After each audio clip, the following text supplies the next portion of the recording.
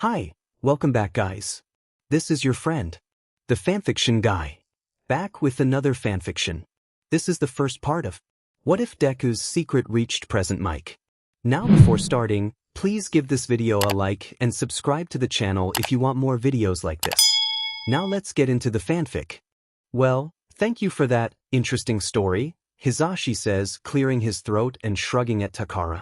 His producer has been sending him increasingly weirded out glares as the guy's story progressed, but sue him, it's almost 4 a.m. and Hizashi wanted to know how that story ended. In retrospect, obviously, that was a mistake, but as with all his mistakes, Hizashi will stand by it. And on that note, I think we have time for one more caller before break. And the lucky listener is... He drumrolls on the table as Takara patches the next caller in and almost falls off his chair when the next voice comes out as undeniably young. Hi. Did I am I on the radio? The kid's voice grows higher as they go, and Hizashi can't help the grin that starts splitting his face. Neither can he, sadly, do anything about Takara cackling at him from behind the glass. Yes, you are, little listener. Hizashi replies cheerfully.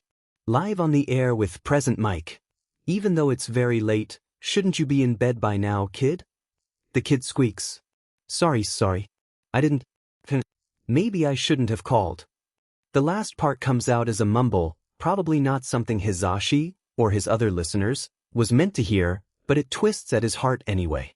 Did you have a question, kid? He blurts out. There is a moment of silence, long enough that Hizashi almost starts to wonder if the kid's hung up on them after all, before the kid takes a deep breath and asks his question. Do you think someone quirkless can be a hero? Hizashi's eyebrows shoot up to his forehead. Do I? Never mind, that was a stupid question, I shouldn't. Hey, no, kid, Hizashi hastens to reply, pushing past the surprise. Hasn't anyone ever told you there's no stupid question? No. Hizashi can practically hear the kid's frown, and it makes him grin wider. Is that a trick question? It sounds like a trick question. Hizashi snorts. It's not a trick question. And I don't think your question was stupid, it just took me by surprise. You don't hear about quirkless people every day, you know. Somehow, that was the wrong thing to say. Hizashi knows it before the kid even answers, his voice several degrees colder. 20% of the population's quirkless, you know. That's 1 out of 5 people. Wow, really? That's a lot. Hizashi's feeling a little dumb now, which really isn't his favorite feeling. Thank you for enlightening me, little listener. And just like that, the kid's back to awkward rambling. Oh gosh, I'm so sorry, I mean obviously you're right because nobody ever talks about quirkless people, and the actual percentage of quirkless people in recent generations is way lower, which skews the average, and that percentage is actually lower in Japan too. You know a lot about quirkless people, huh? Hizashi asks gently. He feels a little bad for cutting off the kid's ramble. It's informative, if very fast, but they're still on the radio and, just like they can't have dead air, they can't have something incomprehensible on air. Yes, the kid replies awkwardly. I have a friend. He coughs. A friend who is quirkless. Hizashi nods to himself, wincing as his heart falls to his stomach. Well, I can't imagine that's easy for your friend, then, if quirkless people are as rare as you say in your generation. Your new friend is lucky to have you. The kid sniffles. Thanks. No problem, kid. Hizashi sighs and rolls his shoulders. As for your question, he bites his lip, thinking. The truth is, Hizashi's never thought about quirkless heroes before. He rather doubts anyone in his generation has either. The closest thing he knows to a quirkless hero is that Vigilante Shoota's run into a few times and is very exasperated with, but somehow Hizashi doesn't think that's what the kid wants to know about. Heroism is dangerous, is the thing. Strong quirks are often one's best protection against villains, and someone quirkless wouldn't have that. But heroism always is dangerous, for everyone involved, even for those with the best quirks. Oboro, his mind whispers, and Hizashi swallows around the thought and pushes it far, far away again. I don't know, he answers truthfully. I wish I could give you a better answer, but that's the truth. Maybe if you, or rather your friend, trained really hard, but they'd also need some serious equipment to be able to face villains too, and I'm sorry to say, but heroism is a competitive field and Hizashi trails off, sighing. A quirkless hero probably wouldn't be very popular, he adds, wincing at the dark looks Takara's throwing him now.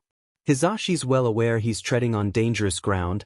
Thank you, the Hero Commission never likes anyone that could even slightly resemble criticism, but well, it's a kid.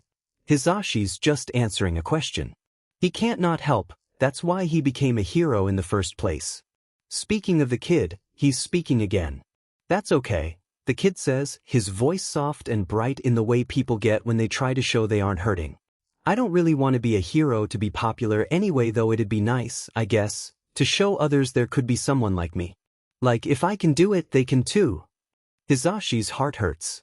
That sounds plenty heroic to me already, kid, he says, badly, hiding a sniffle. The kid sputters. Really? He sounds like he's crying. Really? Hizashi replies, letting his smile soften into something gentler. He knows the kid can't see it, but his mothers have always told him that people can hear it when you smile, and that's something he's always tried to live by. There are plenty of ways to be heroic, you know. From behind the glass, he can see Takara gesture at her wrist, a clear sign Hizashi's running out of time on this segment.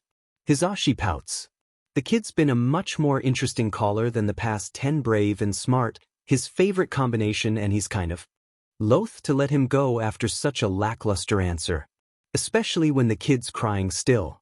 Say, what's your name, kid? Hizashi asks. Mi.do, the kid says, which is clearly a fake name. The kid squeaks again when Hizashi tells him that. Please don't tell my mom, Mido blurts out. I really should be sleeping. Hizashi laughs. I won't tell your mom, kid, if you go to sleep now. I'm guessing you have school tomorrow, and trust me, you always want to be well rested for that.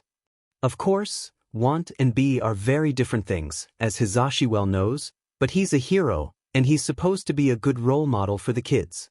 Thinks. Somehow, that probably includes telling them to listen to their parents and stick to their bedtimes. Okay, Mido replies dejectedly, making Hizashi chuckle again. Well, little listener, I guess this is goodbye and good night, then. I hope I didn't screw up too badly on answering your question. Oh no, it was fine, Mido hastens to answer. I didn't expect anything else, Hizashi has a feeling he's about to say, but again, Mido surprises him by correcting himself. I think you gave me a great answer, thank you. He sounds tearful again, and Hizashi's heart clenches in his chest. On the line, Mido takes a deep breath and adds, oh, and I just wanted to say that I really like our show on Thinkuria Grithero, thanks for answering my question, bye and good night. The kid hangs up on what sounds like a huge gasp for air, leaving Hizashi staring at the board in embarrassed bewilderment, his cheeks burning. Tanaka, of course, is cackling once again behind the glass. Shut up, he mouths at her, and she obligingly cues up a song for him to introduce quickly. Hizashi plays a few songs, then some ads, then more songs. There wasn't much left to the show after that last call, really, but Hizashi spends the rest of it in a kind of dazed state anyway, thinking about Mido and his quirkless friend, who so very obviously isn't a friend. He's still thinking about it when he stumbles back home, half tripping over Mike the cat, a GG gift from Tensei, who clearly should have known better, because Shoyuda will never miss an opportunity to be a troll, and swearing to himself as he tries to take off his costume without falling over and waking up his husband, who's probably just barely back from patrol himself. Mike yowls, reminding Hizashi of why, exactly, Shoyuda had picked that unfair, accurate name, and the noise attracts Princess and Peas, their two other resident pests, who starts purring against Hizashi's legs without any regards for the way he's trying to keep standing. Sadly, he's used to it. Fine, fine, he whispers to the darkness. I'll feed you. Just give me a sec. The sun's starting to come up, so the kitchen isn't completely dark, but Hizashi still uses the light from his phone to pick the right tuna can for the cats to eat. God knows the last thing he wants right now is them starting a ruckus because he didn't feed them properly. They would too, because their cats are little sheets like that. The cats, of course, ignore him as soon as the food's out, and Hizashi mumbles a half-hearted, traitors, to their backs before quietly moving to the bedroom. He kicks off his pants. Leather always sounds like a great idea until he has to actually take it off or pull it on and collapses on his bed with a groan. Shoyuta, of course, rolls over and glares, a hint of red seeping through the black. Helpless, Hizashi grins back soppily. Hey, how was your night? Shuda's glare doesn't abate, but he curtly replies, fine. In Shudase, that means nothing of note actually happened on patrol, and Hizashi finally starts to relax. Which, of course, brings his mind back to Mido and his question. Hey, Shoyuta, do you think someone quirkless can be a hero? Shoyuta sighs loudly. Is this about the kid that called in? Ah, babe, I knew you were listening. Hizashi grins, fluttering his eyelashes at Shoyuta, who snorts and pushes his face away. Don't call me babe. Hizashi laughs softly and twists his head to press a kiss to Shuta's wrist. Okay, babe. There isn't enough light to see by, but Hizashi's pretty sure Shuta's blushing now. I wasn't listening anyway, Shoyuta replies, which is a bald-faced lie. Hizashi snorts. Then how'd you know about the kid? Shuta's silence speaks for itself, and Hizashi takes advantage of it to wiggle under the covers. He'll regret not taking the time to properly comb the rest of the gel out of his hair tomorrow later today, really, but right now Hizashi doesn't particularly care. But seriously, what do you think? Hizashi wants to know he's a good hero, he knows. Present Mike does his best, really, but the limelight limits him so. Shoyuta, being underground, doesn't share the same limits. Often, Hizashi thinks him a better hero for it, even though he knows Shoyuta doesn't agree. Still, they have different perspectives, and maybe Shuta's here would help. About quirkless heroes? Shoyuta asks. Yes, obviously, Hizashi replies, rolling his eyes and reaching over to pinch Shuta's stomach. Shoyuta swats his hand away. Stop that. He yawns. If I answer your question, will you let me sleep? Cross my heart and hope to die, Hizashi swears with a smile. Ugh, fine. Shoyuta curls up, tugging the covers to himself more. I guess. Maybe. If they're willing to put in the effort, and realize that being a hero isn't some kind of game, they might be able to make it. Hizashi snorts. Isn't that why you expelled half your students again? Not taking things seriously? Most of them had wisened up, of course, but not all of them. Which, Hizashi has to admit, was probably the point. It wasn't half. Just 9. Hizashi shakes his head fondly. So, just half minus 1 then. Shoyuta ignores him. Anyway, even if they did get in some hero school and you know someone without a physical quirk always has a harder time with the entrance exam, they'd still have to get licensed and find an agency willing to host them for work studies. But if they did? Hizashi waits on bated breath. He isn't sure why, but this feels important. Shoyuta shrugs. If they did, they'd be a hero. But as you pointed out, they probably wouldn't be the next All Might.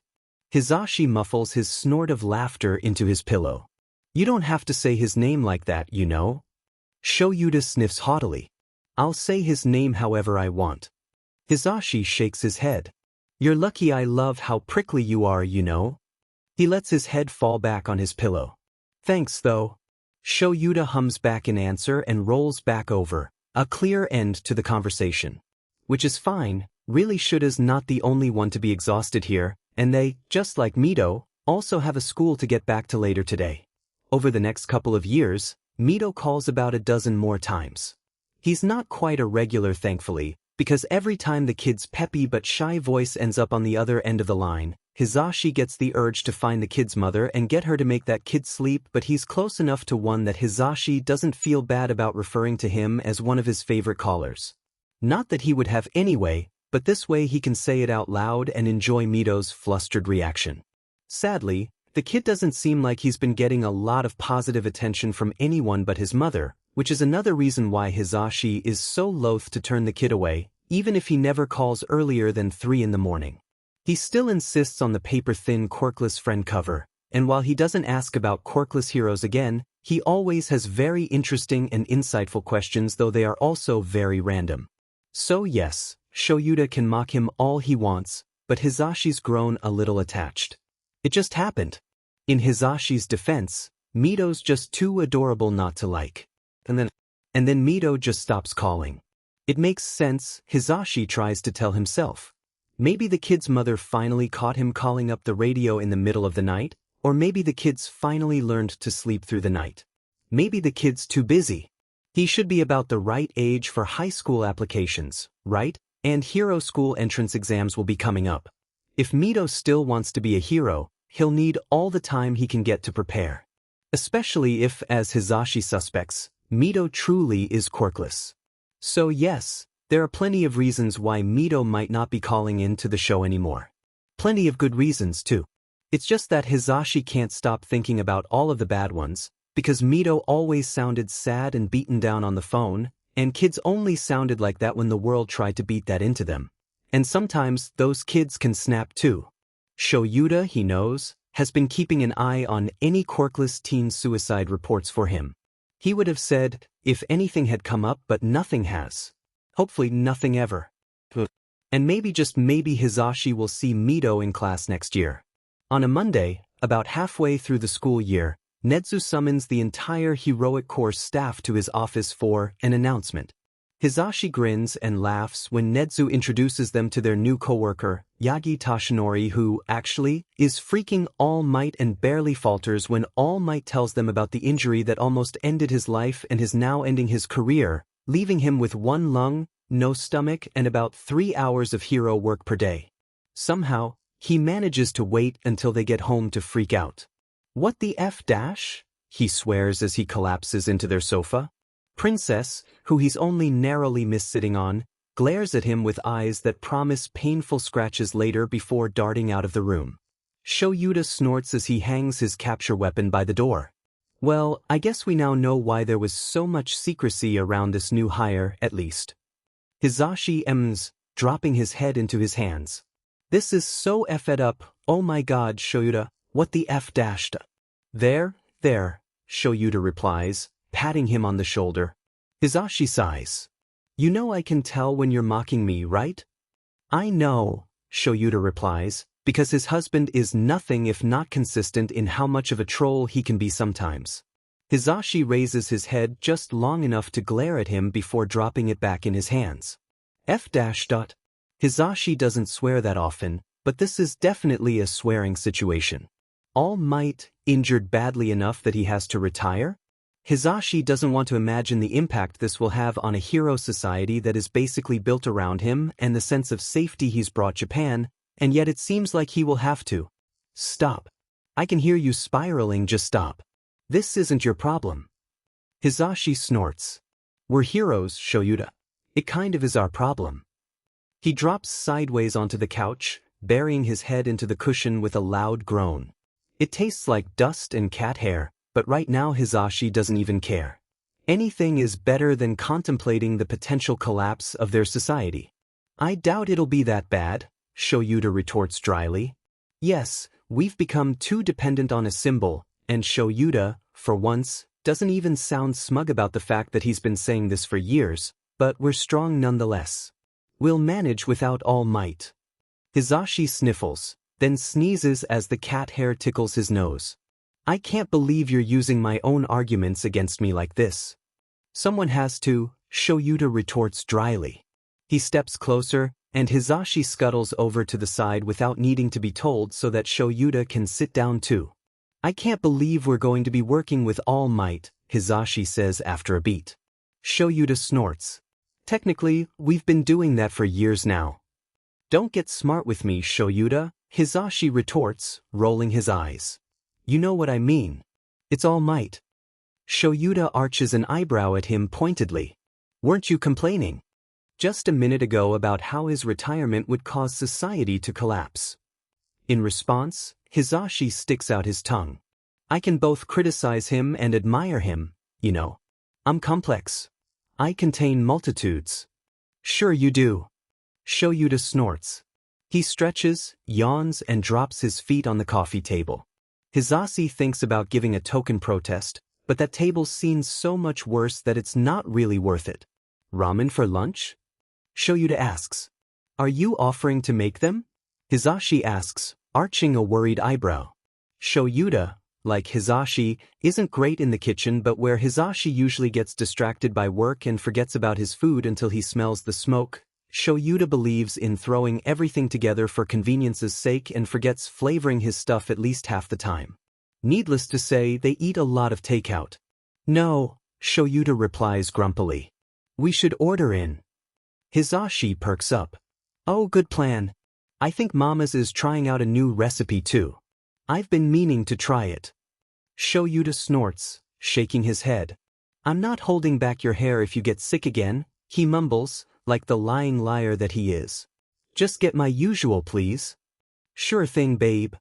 Hizashi retorts brightly, squeaking as Shoyuta swipes at him with his feet and sends him toppling him off the sofa in retribution. As it just so happens, the food is delicious. Hizashi isn't even the slightest bit sick and they get leftovers. Win-win.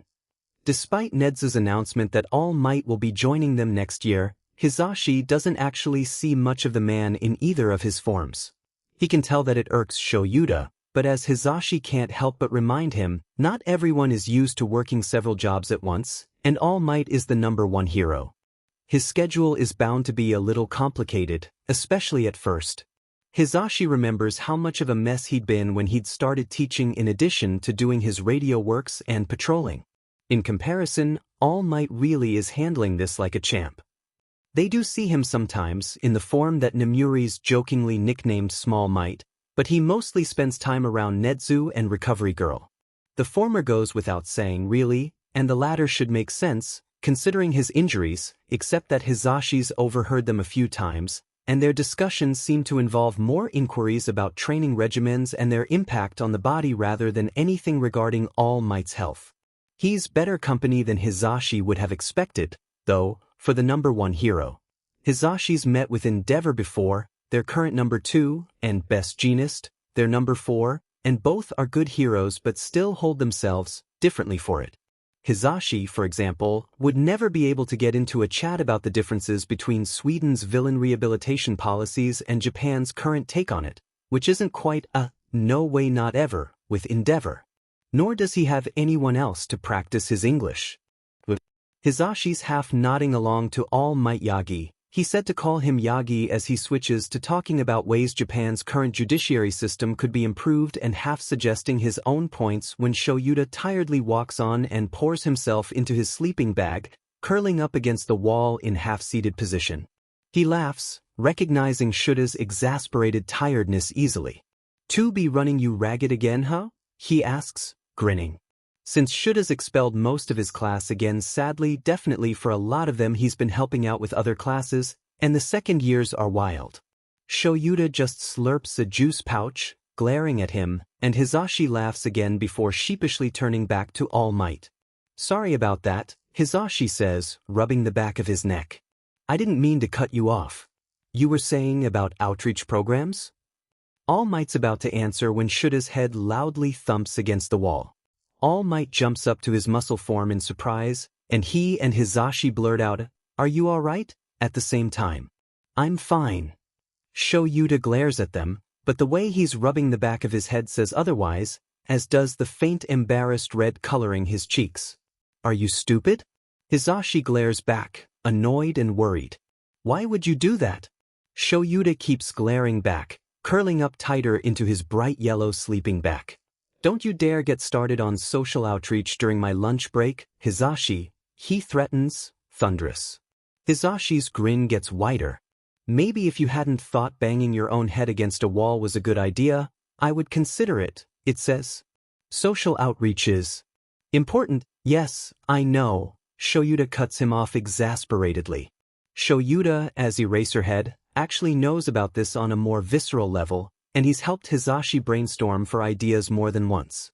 As his husband says, "Better you than me." Shoyuta may hate the spotlight but can still recognize its uses. "Sometimes. The way you plastered our walls and floor with it certainly gave me a hint," Shoyuta continues, his tone dry as a desert.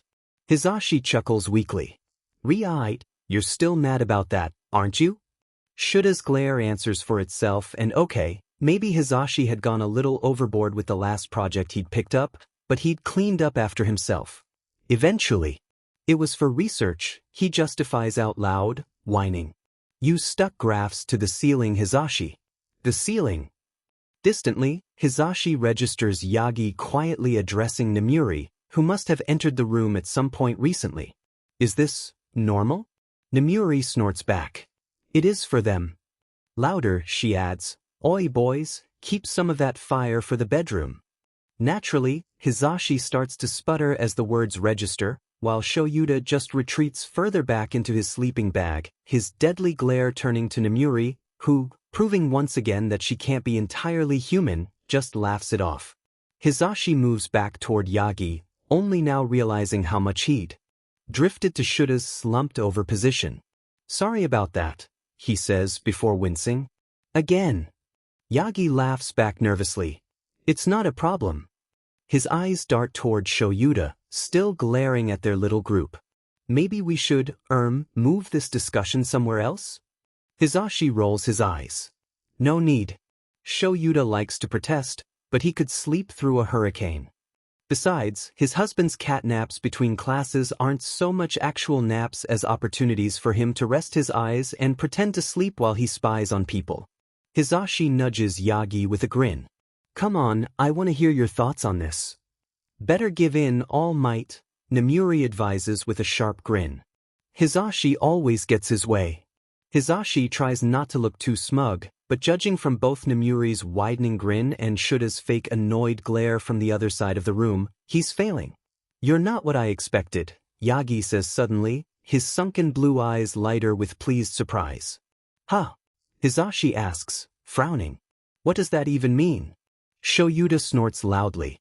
Is it the hair? The mustache? Nemuri adds with a teasing grin. Hey! Hizashi pouts. There's nothing wrong with my hair or my mustache. Yagi's lips twitch up before he smooths out his expression. Of course not, Yamada-san, he says, his voice the very definition of diplomacy. Hizashi sputters then laughs, and just like that, it's a little bit easier to be around Yagi, who is also All Might. Easier still, to pull Yagi towards their desks to keep their conversation going. Villain rehabilitation is such a rare subject and a very hard one to bring up when every news outlet would, well, villainize villains and thus, anyone trying to defend them, but if they could get All Might to speak up about it. Suddenly, Hizashi has a terrible insight that this is all part of one of Nedza's plans, and he shivers, but then All Might mentions something about using quirk suppression as an alternative to restraints in prisons, and Hizashi's too busy to think about Nedza's probably somewhat nefarious plan. For now anyway.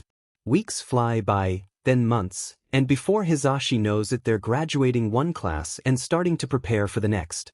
It seems like he's just blinked and he's suddenly greeting a whole new sleuth of hopeful students-to-be for the UA entrance exam. There are so many of them, bustling in and trying to find their seat, and the room hums with anticipation and excitement in a way that never fails to pump up Hizashi too, get him all fired up for all these new kids trying to get in one of UA's departments. It's easy to greet them one day, he laments to himself. The kids will shout back when says, AY. And it will be glorious, and as he's done every year for the past couple of years, Hizashi can't help but let his eyes roam the crowd, wondering if one of them is Mido. Is the kid there?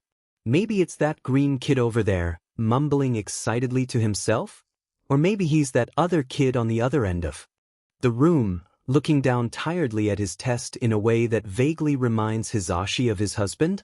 Or maybe there are so many kids he sees that remind him of Mido this year, just as there were last year, and the year before that. Hizashi knows the odds are low on him finding the kid who called his station like this, but he still can't help but hope, just a little.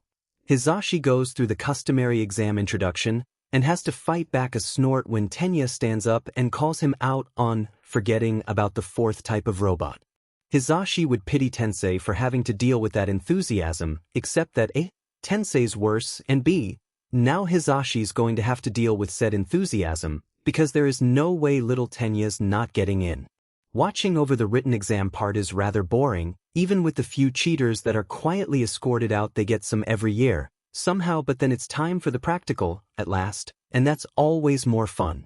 Hizashi's still grinning widely when he runs up to join the other teachers surveilling the exam centers. It's only been a couple of minutes, But some kids are already pulling up ahead, a kid with explosions in Sector A, another shooting a laser beam out of his stomach in Sector B, amongst many, many others. Looking for anyone in particular? Hizashi asks with an easy grin, noticing Yagi watching intently the feed from Sector B. Yagi stumbles backward. No?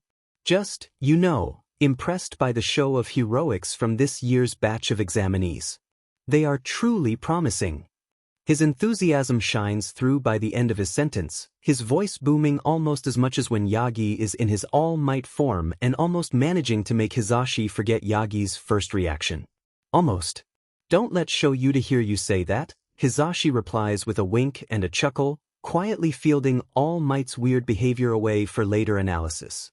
He'll go even harder on the poor kids if he thinks they have potential. Yagi sweat drops, which is hilarious. Somehow All Might feels intimidated by Hizashi's husband, which, while fair, is also hilarious because not 2 days ago Shoyuta had fallen asleep on their living room floor in bright pink sweatpants and Hizashi had walked in on him getting his hair snacked on by their cats. Luckily for Yagi, he's saved from having to think of an answer by Nezu, who gleefully notes that it's time to unleash the zero-pointer. Hizashi's grin widens as the kids start to run away, and a little further away in the room, he sees Shoyuta lean in closer to the screens, just like Hizashi himself and Yagi are doing. Isn't this a little extreme? Yagi asks with a worried frown as he takes in the admittedly huge robot. Hizashi laughs and shakes his head. Nah, it's all good. We're keeping an eye on things, just in case, and Recovery Girl's ready to handle just about anything. Besides, he reminds Yagi, this really is just another part of the test. Hizashi nods to the screen where a purple-haired kid is now tugging away another teen from some falling rubble, and All Might's back straightens. Right? Yes, sorry, I'd forgotten. Hizashi huffs out a laugh. No worries, All Might. I think we all had some doubts the first time we saw these things from this side of the monitors. Everyone except for people like Nezu, who at least had the excuse of not actually being human, and Nemuri, who was just insane like that sometimes.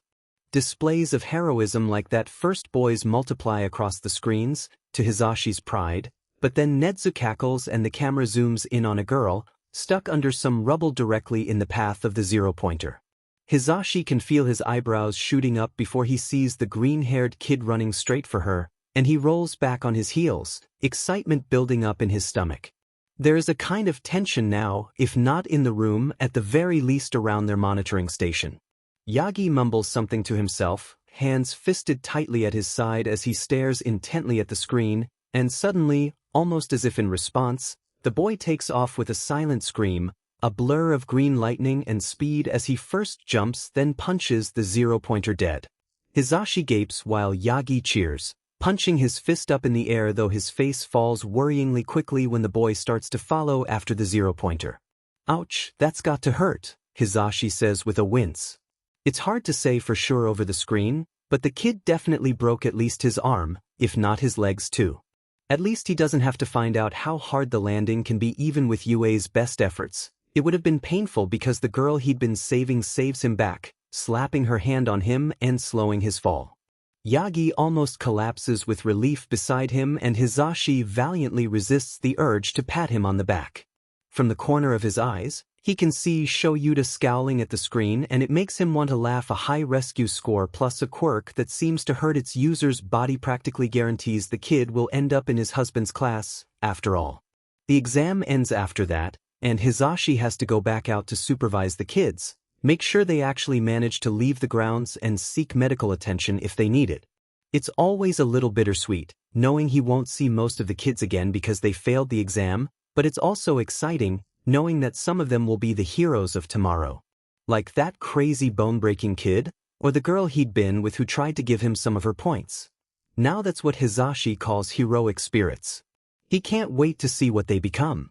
It is a habit now for Hizashi to start the year by settling down on the slightly lumpy sofa he and Shoyuta keep meaning to get rid of and look through the class rosters for Mido's name. He doesn't actually know the kid's name, of course, not for sure, but the way the little listener had introduced himself has led Hizashi to think that his name has something to do with Mido. The alias came to him too easily for it to be anything else. The odds are low. Obviously there are dozens of hero school in the country, even if Mido seemed enamored with UA, and even lower if Hizashi's right about Mido's quirk, or lack thereof. Still, he can't help it. His heart always skips a little faster when he sees a name that starts with Mido in his list, his brain going what if before Hizashi can remind himself that it's probably a coincidence. The only real way he has to identify Mido is the kid's voice, and so far, Hizashi hasn't heard it in any of his students. Maybe this year, though, he thinks as he absently goes through the new rosters Nedzu had sent to the staff. He misses it at first, doesn't realize why he's been reading the same line several times, and then the words register, and Hizashi suddenly sits up. Shoyuta, who'd been resting his head on his thighs, cracks his eyes open to shoot him a dark, annoyed glare, but for once, Hizashi doesn't even register it. Midoriya Izuku, the 1A roster says. There's no mention of a quirk, though of course there wouldn't be unless it directly affected the kid's ability to learn English or required any adaptation to the classroom, but he's the right age, and the name matches as much as it can. What is it? Shoyuta asks, tone heavy with both sleep and annoyance. His voice snaps Hizashi out of his dazed state, and Hizashi blinks, offering his husband a sheepish grin when he realizes he'd interrupted Shuta's nap. One of your kids is named Midoriya, he says, unable to keep his excitement out of his voice. Shoyuta groans and burrows his head into Hizashi's thighs again. They're not my kids, he mumbles, voice muffled. Hizashi laughs as he pats Shoyuta on the back. Well, not yet, he replies, because his husband will probably deny it until the day he dies, but he gets attached to every student that goes through his class. Shoyuta doesn't answer, which in itself really is answer enough, and Hizashi can feel his grin grow in response. I'm still expelling him if he doesn't take things seriously, Shoyuta tells him. Even if he's your Mido. Hizashi laughs, fondness swelling in his chest. I wouldn't ask it of you. But I think he'll surprise you. If he is your kid. Shuta's eyes remain steady, but his grin sharpens, showing teeth. He's not my, Hizashi sputters, before shaking his head. His fingers, which had at some point started threading their way through Shuta's hair, still, causing his husband to let out a soft sound of disappointment. You know what, sure. You sound pretty sure, Shoyuta notes, arching a curious eyebrow. Honestly, Hizashi isn't. He's never sure about this because of course this isn't the first time he's seen a name that could have been Mido's, but he still hopes every time. Hizashi sighs, fingers playing with the ends of Shuta's hair. He needs a haircut. Actually, those ends feel dry but I guess I have a good feeling about it is all. Shoyuta hums, neither agreeing nor disagreeing, and that is that really. At least, until actual classes start and Hizashi can meet that Midoriya kid for real. Hizashi walks out of his first English lesson with class 1A in a daze. He kind of wants to scream, because now he really is about 99% sure that Midoriya is Mido, which means Mido is in his class, but the scream he can feel building in his throat isn't exactly the harmless kind, and Hizashi, unfortunately, doesn't currently have the time to go demolish a training ground. Not to mention, Cementos would probably toss him another disappointed look, which is honestly worse than him getting angry would be. He walks into the teacher's room and collapses on the first chair he sees, dropping his head on his crossed arms with a groan. Yamada-san? Are you all right? Hizashi peers up to find himself staring at All Might's Yagi's. When he's in this form, Hizashi's got to remember this concerned face. He's fine. Nemuri pipes in laughing. He just does this sometimes. Hizashi debates the effort of turning his head to glare at her, and ends up going with yes when Yagi asks her if she's sure. He just doesn't look all right, Yagi frets. Hizashi groans and sits up. I'm fine, Yagi. Luckily, so much of his brain is so still preoccupied he only gets slightly flustered to know that All Might is worried about him. It'll catch up to him later, for sure, but for now Hizashi's in the clear. I just thought for sure that Midoriya was quirkless, he says in a pout. Yagi does a spectacular spit take, coughing up blood. You what? Even though this is hardly the first time he's seen it happen, Hizashi's blood still runs cold with panic as he hurries off his chair to offer All Might a tissue. I'm fine, Yagi replies, wiping his mouth clean and tucking the tissue away. You thought Midoriya was quirkless? Could you maybe explain that? Hizashi nods. Oh, right, you're familiar with him already, aren't you? He says, remembering Shuta's exasperated complaints of favoritism from their newest teacher who'd asked him if he could also see young Midoriya's potential. There is something very endearing and almost funny to seeing the #1 hero, currently looking like a very sickly scarecrow, turn red and try to sputter out excuses. Even if the coughing up blood part will never not look a little concerning. It's fine, Hizashi replies with a laugh. He winks. We've all got our favorite students, even if we pretend otherwise. It's a hazard of the job. He's not, that is. Young Midoriya isn't my favorite, Yagi protests. Wait. Nemuri interjects just as Hizashi's about to answer. Do you mean to tell me that you actually found Mido? Mido? Yagi asks, confused. Nemuri snorts. Right, you probably wouldn't know. Mix adopted this kid who calls into his show and goes by Mido. I have not. His mother, for one, Hizashi protests. As usual, Nemuri just shoots him a very unconvinced look and then ignores him. It's adorable really, she continues, grinning. Hizashi's like a proud papa bear whenever the kid calls in. He has good points, is all, Hizashi sputters out in answer, feeling his cheeks start to heat up. He doesn't talk about Mido that much, does he? I thought as teachers, we were supposed to encourage our students to think critically? Nemuri just pokes her tongue out at him mockingly, and Hizashi rolls his eyes back at her. I see, Yagi says in the confused tone of someone who doesn't see at all. Hizashi rolls his shoulders and sighs, turning to Yagi and deciding to ignore Nemuri since she's not helping him. Mido called in about 3 years ago, now, asking me if someone quirkless could be a hero. He sees Yagi flinch at that, and registers it for later. We do a segment where people can ask whatever question they want, he explains with a shrug. Helps fill in the night, and sometimes we get fun stories. They also got calls for help, but that was usually handled by a different part of the agency. Present mix radio shows were rarely any one thing, after all. It was the middle of the night too, Hizashi adds with a fond grin. Wasn't expecting a kid to call in, but like I said, he had some good points. And you think that this? Mido is young Midoriya? Amichimich. Hizashi nods, swinging back on his chair. His voice is really familiar, but I'd know that mumbling anywhere. He's a bit better about it over the phone, but not that much. Hizashi can't help but grin, because the mumbling is kind of adorable if also slightly concerning, because when is the kid even breathing when he does it? And you thought Midoriya was quirkless, then? Yagi asks. He looks concerned, but also afraid? Hizashi's stomach ties itself in knots and he lets his chair fall back on its feet. No, not afraid, Hizashi realizes, cataloging Yagi's expressions. Anxious. It isn't much better, in the grand scheme of things, but Hizashi will take it anyway. Mido said some things, Hizashi says, sobering up. He licks his lips, trying to figure out the best way to explain. Hizashi's done a lot of work to educate himself, and by association his friends and family, even if Shoyuta still hasn't forgiven him for pinning that one article to the ceiling 2 years ago, on quirkless issues, but he's aware it's one of the least discussed subjects in their quirk-oriented society. It's understandable the perspective of not having a quirk, something so intrinsic to himself, still feels alien to Hizashi years later, but that doesn't make it any less wrong. He sighs.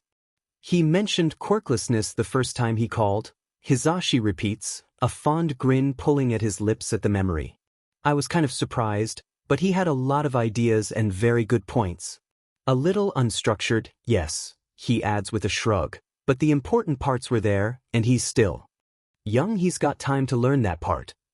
Hizashi swallows and drums his fingers on his leg.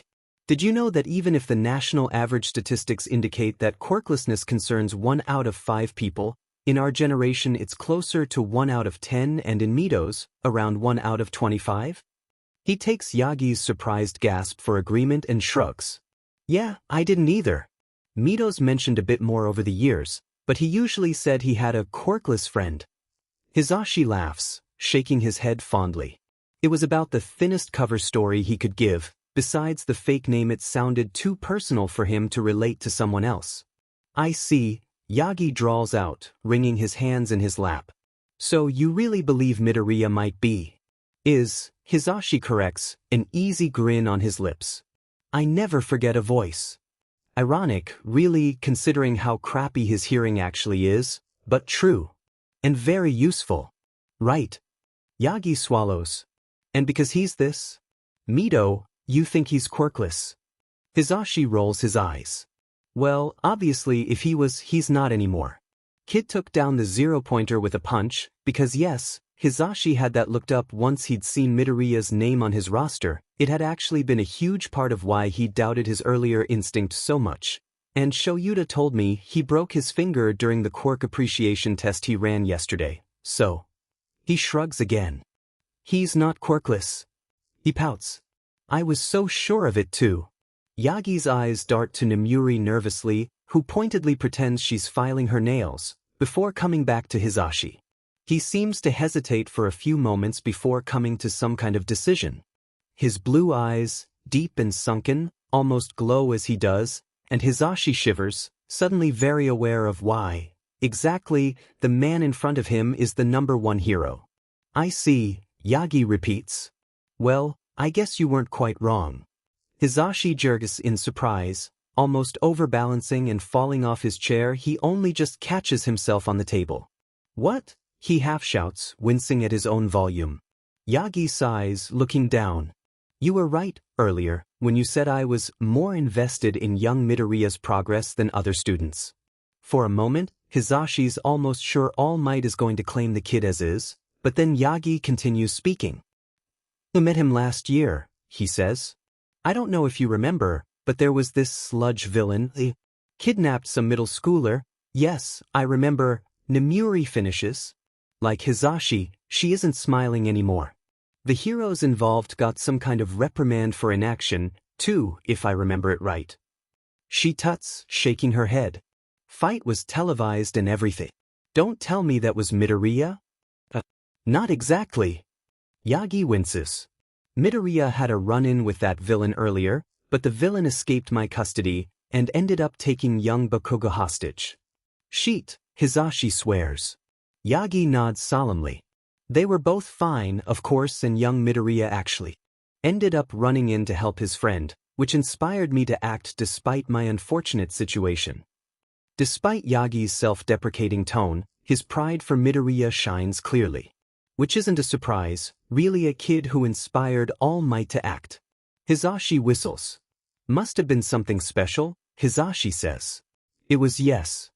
Yagi shrinks in on himself, his cheeks darkening. So, I decided to help him train for the entrance exam? Hizashi's eyebrows shoot up on his forehead as do. He sees from the corner of his eyes, Nemuri's. That would explain the connection, yes. Hizashi replies, snorting out a laugh. What does this have to do with? I'm coming to it, Yagi replies. He takes in a deep breath, then exhales. He hides his hands under the table, but if Hizashi were to look, he'd bet they were shaking. So, you were right, Midoriya was quirkless. That is why I focused on helping him train his body, so he could attempt to pass the entrance exam. Where he took down the 0-pointer, Nemuri interjects, half incredulous, half gleeful. Yagi huffs out a laugh. Where he took down the 0-pointer, yes. He sobers up quickly. That move also broke his arm and both of his legs. We think his quirk never manifested before because it would have been too much for his body to handle. Hizashi lets out a strangled yelp. His mind races to figure out what Yagi might mean by too much for his body to handle, if breaking all of his bones wasn't that, but he quickly decides he doesn't really want to know. Wait, Nemuri says, her voice faint. Do you mean to tell me that this kid only manifested his quirk at the entrance exam? Solemn again, Yagi nods. What the F dash, Hizashi says with feeling. How is that even possible? He would hardly be the first person with a quirk poorly suited for their body, Nemuri points out. She still sounds shocked, but said like that, it makes more sense. Hizashi's own quirk had damaged his hearing badly, after all, and he knows he's not the first nor the last to suffer side effects from his own quirk. He doesn't even need to look further than his own husband, whose quirk usage gives him terrible dry eye. I suppose, Hizashi replies. I've never heard of a quirk manifesting so late, though. Well, if it still breaks his bones now, I don't want to know what it would have done before, Nemuri replies, giving voice to the thoughts Hizashi had been trying to avoid. Yagi coughs. Yes, exactly. An awkward silence falls on the room, and Hizashi's suddenly glad it's only the three of them here. He can't imagine the chaos the situation could be with more people brought in, and the poor kid doesn't need the attention. If what Hizashi's read between the lines from the calls Mido gave his station is true, Midoriya probably wouldn't know how to handle it, and the last thing they need is the kid to panic, activate a quirk that breaks his body. Which reminds Hizashi very suddenly that he's forgetting someone. You need to tell Shoyuta, Hizashi blurts out, because his husband would never forgive him if Hizashi didn't tell him something so important regarding one of his students. Aizawa. Yagi still looks slightly afraid of Hizashi's husband, which will never not be hilarious, but right now, Hizashi's too focused to laugh. Yes. Beside him, Nemuri nods. He's Midoriya's homeroom teacher, he should be made aware of this. Ideally, every heroics teacher would need to know, but seeing as this year it's mostly going to be you, I think it'll be okay. And he should get signed up for quirk assessment appointments if he isn't already, Hizashi adds, mentally reviewing the list of specialists UA works with. I see. Hizashi refocuses, staring at Yagi's concerned face. Are you sure he needs to know? Won't he expel the kid? Nemuri finishes bluntly. No way. Eraser hides it well, but he's a softy inside. She grins sharply. He's very good at sussing out potential. Hizashi rolls his eyes at her. While I wouldn't have put it quite like that. Tell me I'm wrong, Nemuri sing-songs, laughing. And well, Hizashi can't exactly do that, because Shoyuta is secretly soft for children, especially children he thinks deserve better than their current lot in life, so he just rolls his eyes at her again and turns back to Yagi, saying, Shoyuta won't just expel Midoriya without an actual reason. He got in and proved himself at his test. If the kid needs some more counseling to get a hold of his quirk and stop breaking his limbs, Shoyuta won't say no. Hizashi snorts. In fact, he'll probably welcome the explanation and the suggestion.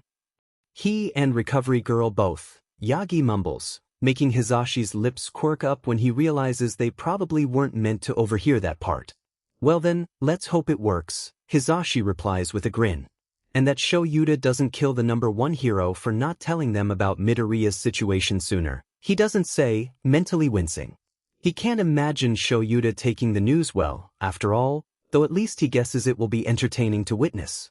Not that this is really All Might's fault, obviously. He probably couldn't have foreseen Midoriya's quirk developing so suddenly, and he was so used to working alone as the #1 that he probably had thought he could handle it. Midoriya'll be fine, Hizashi says out loud, seeing that Yagi still looks concerned.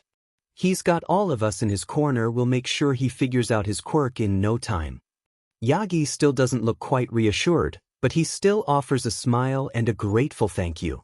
That's fine. Hizashi probably wouldn't be very reassured himself if it turned out the kid he'd been mentoring for months suddenly grew a quirk that threatened his health this badly. And then he remembers that Midoriya is Mido, and he realizes that he really isn't that reassured himself. Nemuri, of course, who knows him well enough to tell why he probably suddenly went very pale, starts cackling as she pats him on the back. That list of UA-approved quirk counselors coincidentally suddenly seems much more urgent.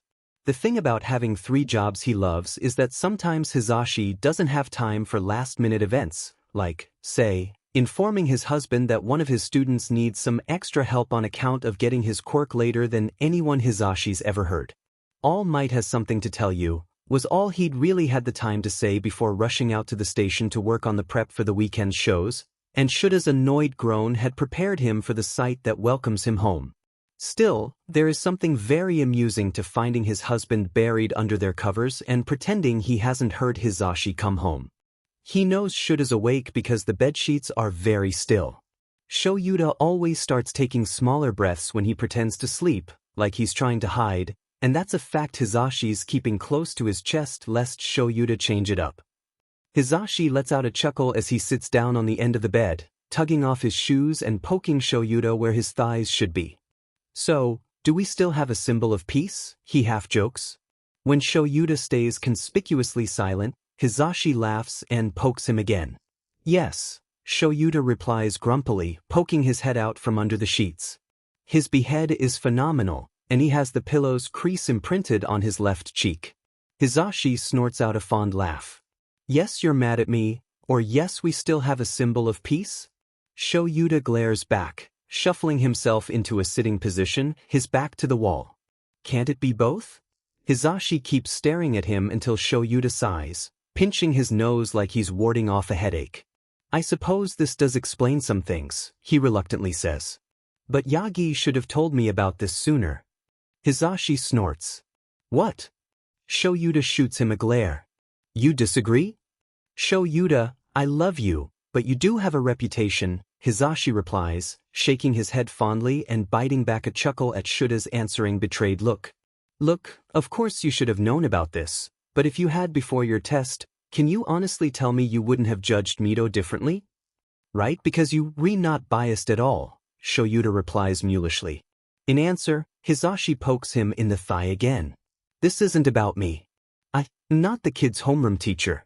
I know you. If you'd known that Mido's only had his quirk for a month, you'd have treated him differently. He holds Shuta's gaze until Shoyuta looks away, scowling just a little. Sighing, Hizashi shuffles over closer to grab Shuta's hand in his.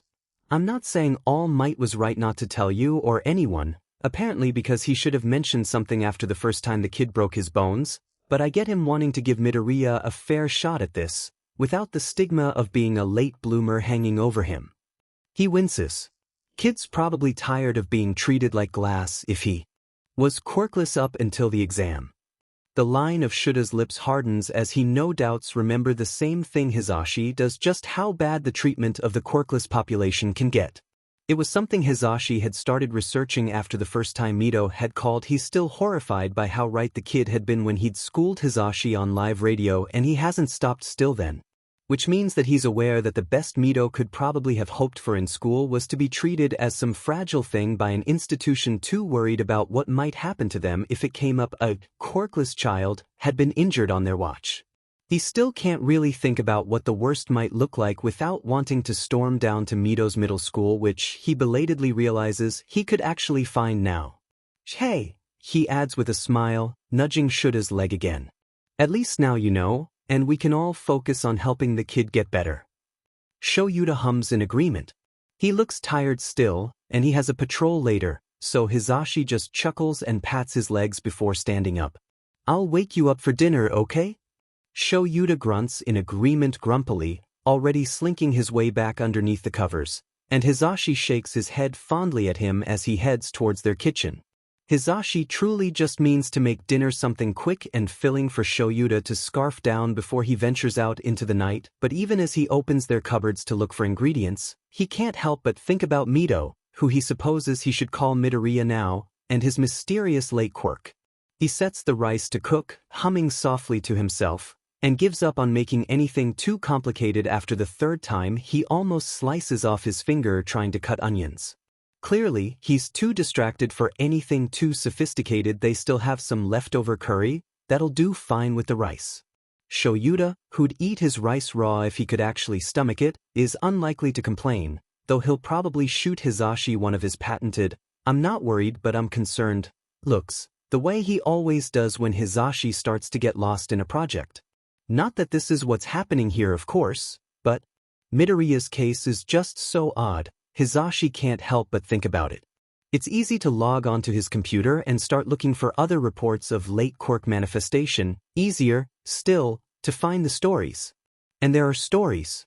Yagi was right, as was Nemuri. Midoriya is hardly the first person to get a quirk that harms him as he uses it, or that manifested later because of it. It's not exactly a common thing. But Hizashi finds an article in French from 3 years ago that tells the story of a 10-year-old girl who suddenly learned she could turn her whole body into water and nearly got lost in the sea as a result the first time her parents took her on a holiday to the beach. 45 years ago, an Australian man learned he could use the calcium in his bones to make weapons, But that quirk only manifested once he'd stopped using said calcium to actually grow. Hizashi bookmarks that one for the bones mention alone, even if the story is old. He finds more stories still as he keeps looking, older stories still that make him wince and glad that their society and physiology seems to have adapted so well to quirks. But despite all this concrete proof that Mido's case is possible, if unlikely, he still can't get rid of his doubts. He's halfway through an account of a Jamaican man from the last century who'd allegedly been able to turn his skin inside out when Shoyuta walks into the living room and half slumps against him, his body still sleepwarm. "Rice is ready," he mumbles sleepily. Hizashi startles, twisting his head back to stare at Shoyuta sheepishly. "Sorry, I didn't hear it." Shoyuta hums, arching an unimpressed eyebrow. He sighs, blowing his hair away from his face, and shakes his head. "And people say, I'm the workaholic in this marriage." Hizashi pouts. "That's because you are." Shoyuta gives the computer, still open on the article, translated into English by some well-meaning long-deceased soul, a pointed look. "I'm not the one with 3 jobs, he counters, and Hizashi laughs at the familiar argument. "I'll stop," he promises, reluctantly snapping his laptop closed. He bumps his head against Shuta's chest and grins. "Come on, let's get dinner before the rice burns." "I shut it off before I came here." Shoyuta snorts. "I think we're safe." "My hero." Shoyuta shoves him back, his cheeks pink, and Hizashi laughs again as he rolls back on his heels. Shoyuta spins around and power walks into the kitchen. Hizashi, helplessly fond, follows him. Shoyuta waits until they're seated and eating to ask, "So what did you find?" Hizashi starts to reply before he remembers that Shoyuta has to leave soon. "Are you sure you have time?" His lips twist up into a smile he knows how he can get when he finds something he's passionate about, and if Hizashi makes him late for his patrol, again, Shoyuta will be grumpier than normal tomorrow. Shuta's eyes flicker to the clock, high up on the wall, and he hums, swallowing a mouthful of rice. "Time enough," he says. "Besides, if you don't talk about it with someone, you'll just keep obsessing." His gaze turns gently mocking, his lips quirking up into a small smirk. "I'd rather not come to see the walls and ceilings plastered in your research again." "Won't you ever let me live that down?" Hizashi ems, only narrowly avoiding putting his face in his bowl when he tries to dramatically bang his head against the table. "No," Shoyuta replies bluntly, slowly sipping at his water. He sets down his glass and arches a questioning eyebrow. "So, what was it? What did you find?" he repeats. Hizashi shrugs, taking another bite of rice so he has an excuse not to reply immediately. "Nothing really," he says, swallowing. "All Might was right about late quirks onsets. It's rare, but it does happen." He frowns. Less now than it used to, of course, since quirks do tend to run in families and parents are thus aware of the activation conditions, but he shrugs again. "It still happens." Shoyuta hums. "So what's bothering you then if this is all normal?" he asks sardonically. Hizashi deflates. "I don't know," he whines. "There's just something that feels off." He gnaws on his lip, twirling his chopsticks in his fingers and drumming them against the table. "If you think there's something going on, there probably is," Shoyuta replies, frowning worriedly. "Nah, it's probably nothing." Hizashi shrugs, rolling his shoulders as he leans back in his chair. "You have good instincts," Shoyuta insists. Hizashi grimaces, stabbing his chopsticks into his almost empty bowl. "That's not, it's not." His words fail him and he takes a deep breath to center himself. "The most recent story I could find was still a few years old, and the girl was 10 when she manifested her quirk. She was adopted and whoever gave her up didn't leave quirk information behind for her parents to figure her quirk out." He scowls tiredly, pushing his rice around and eating it mechanically. "Most stories I could find from the past couple of decades were like that, too, involving kids, I mean." "Sounds like Midoriya was a little old for this then," Shoyuta simply states, and something in Hizashi's mind clicks. Yes, this is exactly what's been bothering him. Hizashi surges forward, knocking his empty bowl off the table, and presses a kiss on his husband's forehead. "Shoyuta, you're a genius." Shoyuta snorts. "Well, one of us has to be, I guess." He eyes the fallen bowl judgingly. You're cleaning that up, by the way. Yeah, that's fair, Hizashi replies, nodding. He doesn't move to do so, however. You probably have to get going now, don't you? Imich. Shoyuta nods. His back cracks as he stretches and stands up, and Hizashi winces. I wish you wouldn't do that, he mumbles, and Shoyuta grins at him madly as he cracks his back again like the demon that he is. Don't wait up, he says, and Hizashi replies with a grin, stay safe out there. Those words are routine by now, but not less comforting for it. Shoyuta nods back and walks out. Hizashi sighs and looks back at his fallen bowl. Guess it's just you and me now, huh? The bowl doesn't answer, obviously, and Hizashi chuckles to himself as he bends down to pick it up. Might as well get started on the cleaning up now, after all.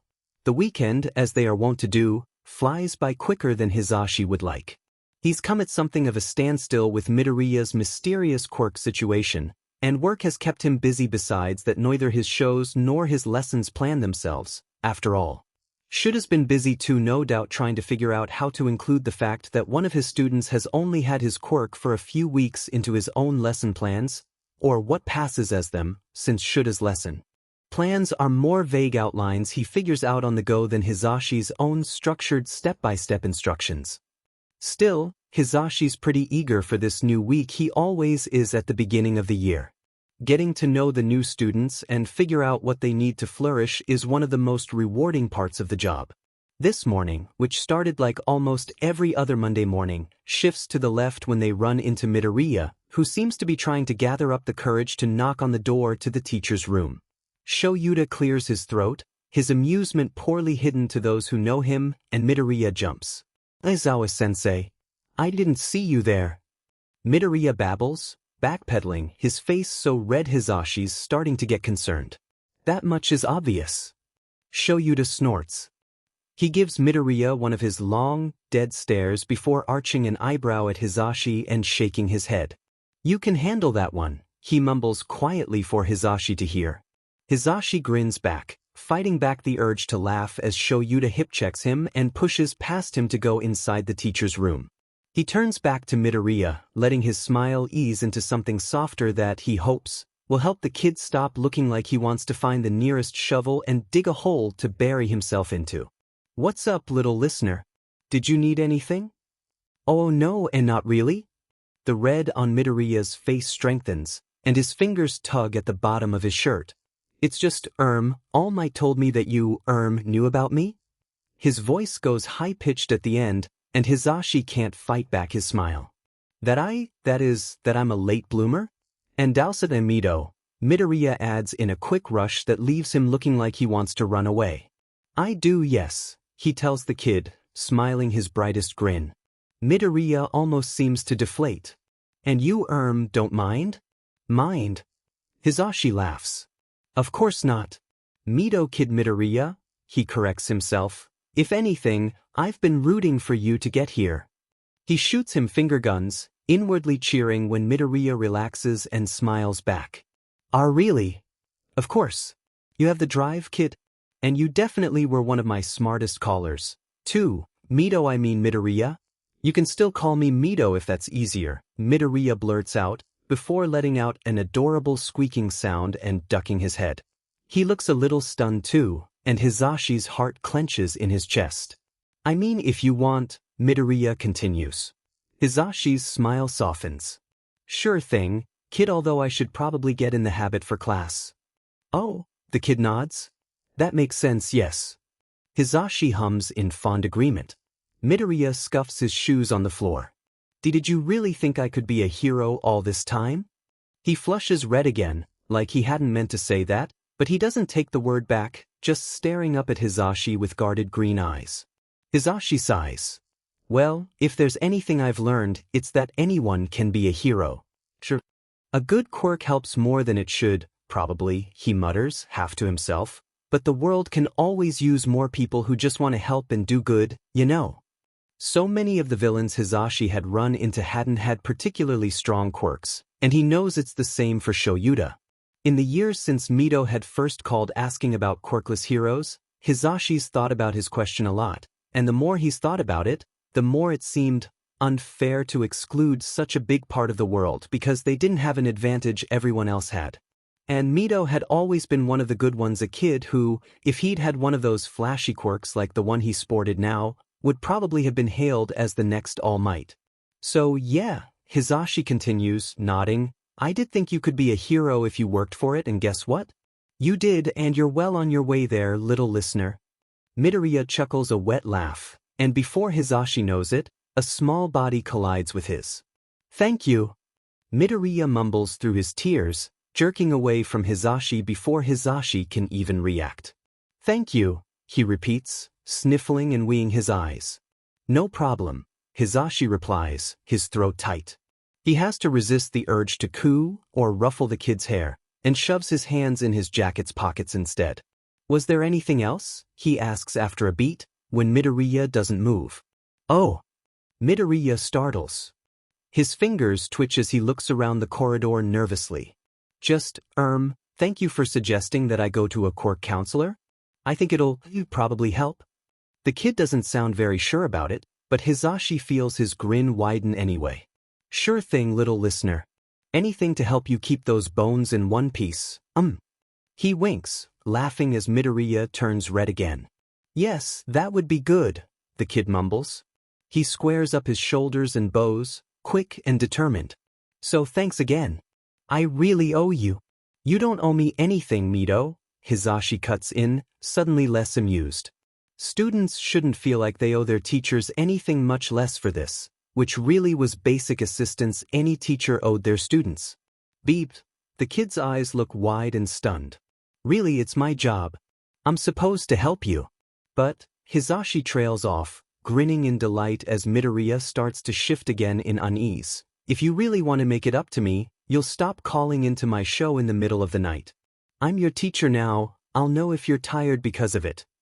Midoriya's embarrassed squeaks are, as it turns out, just as entertaining in real life as they were on the radio, and Hizashi laughs. Also, I know your homeroom teacher now, and I can get your mother's number. Heroes in training need their sleep. Midoriya sputters. Please don't call my mother, he replies in a squeaky tone. In a move he's absolutely borrowed from Shoyuta, Hizashi just raises his eyebrow and tries not to laugh as Midoriya wilts. Stop calling in the middle of the night? Hizashi sends the kid a thumbs up, grinning. You can definitely call in during normal hours though, Hizashi adds with a wink. I'd miss your analysis if you stopped. Midoriya makes a sound like a punctured balloon. Sure, he squeaks out. He doesn't quite run away after that, but Hizashi's pretty sure that's mostly because the bell rings and Midoriya remembers he needs to get to class.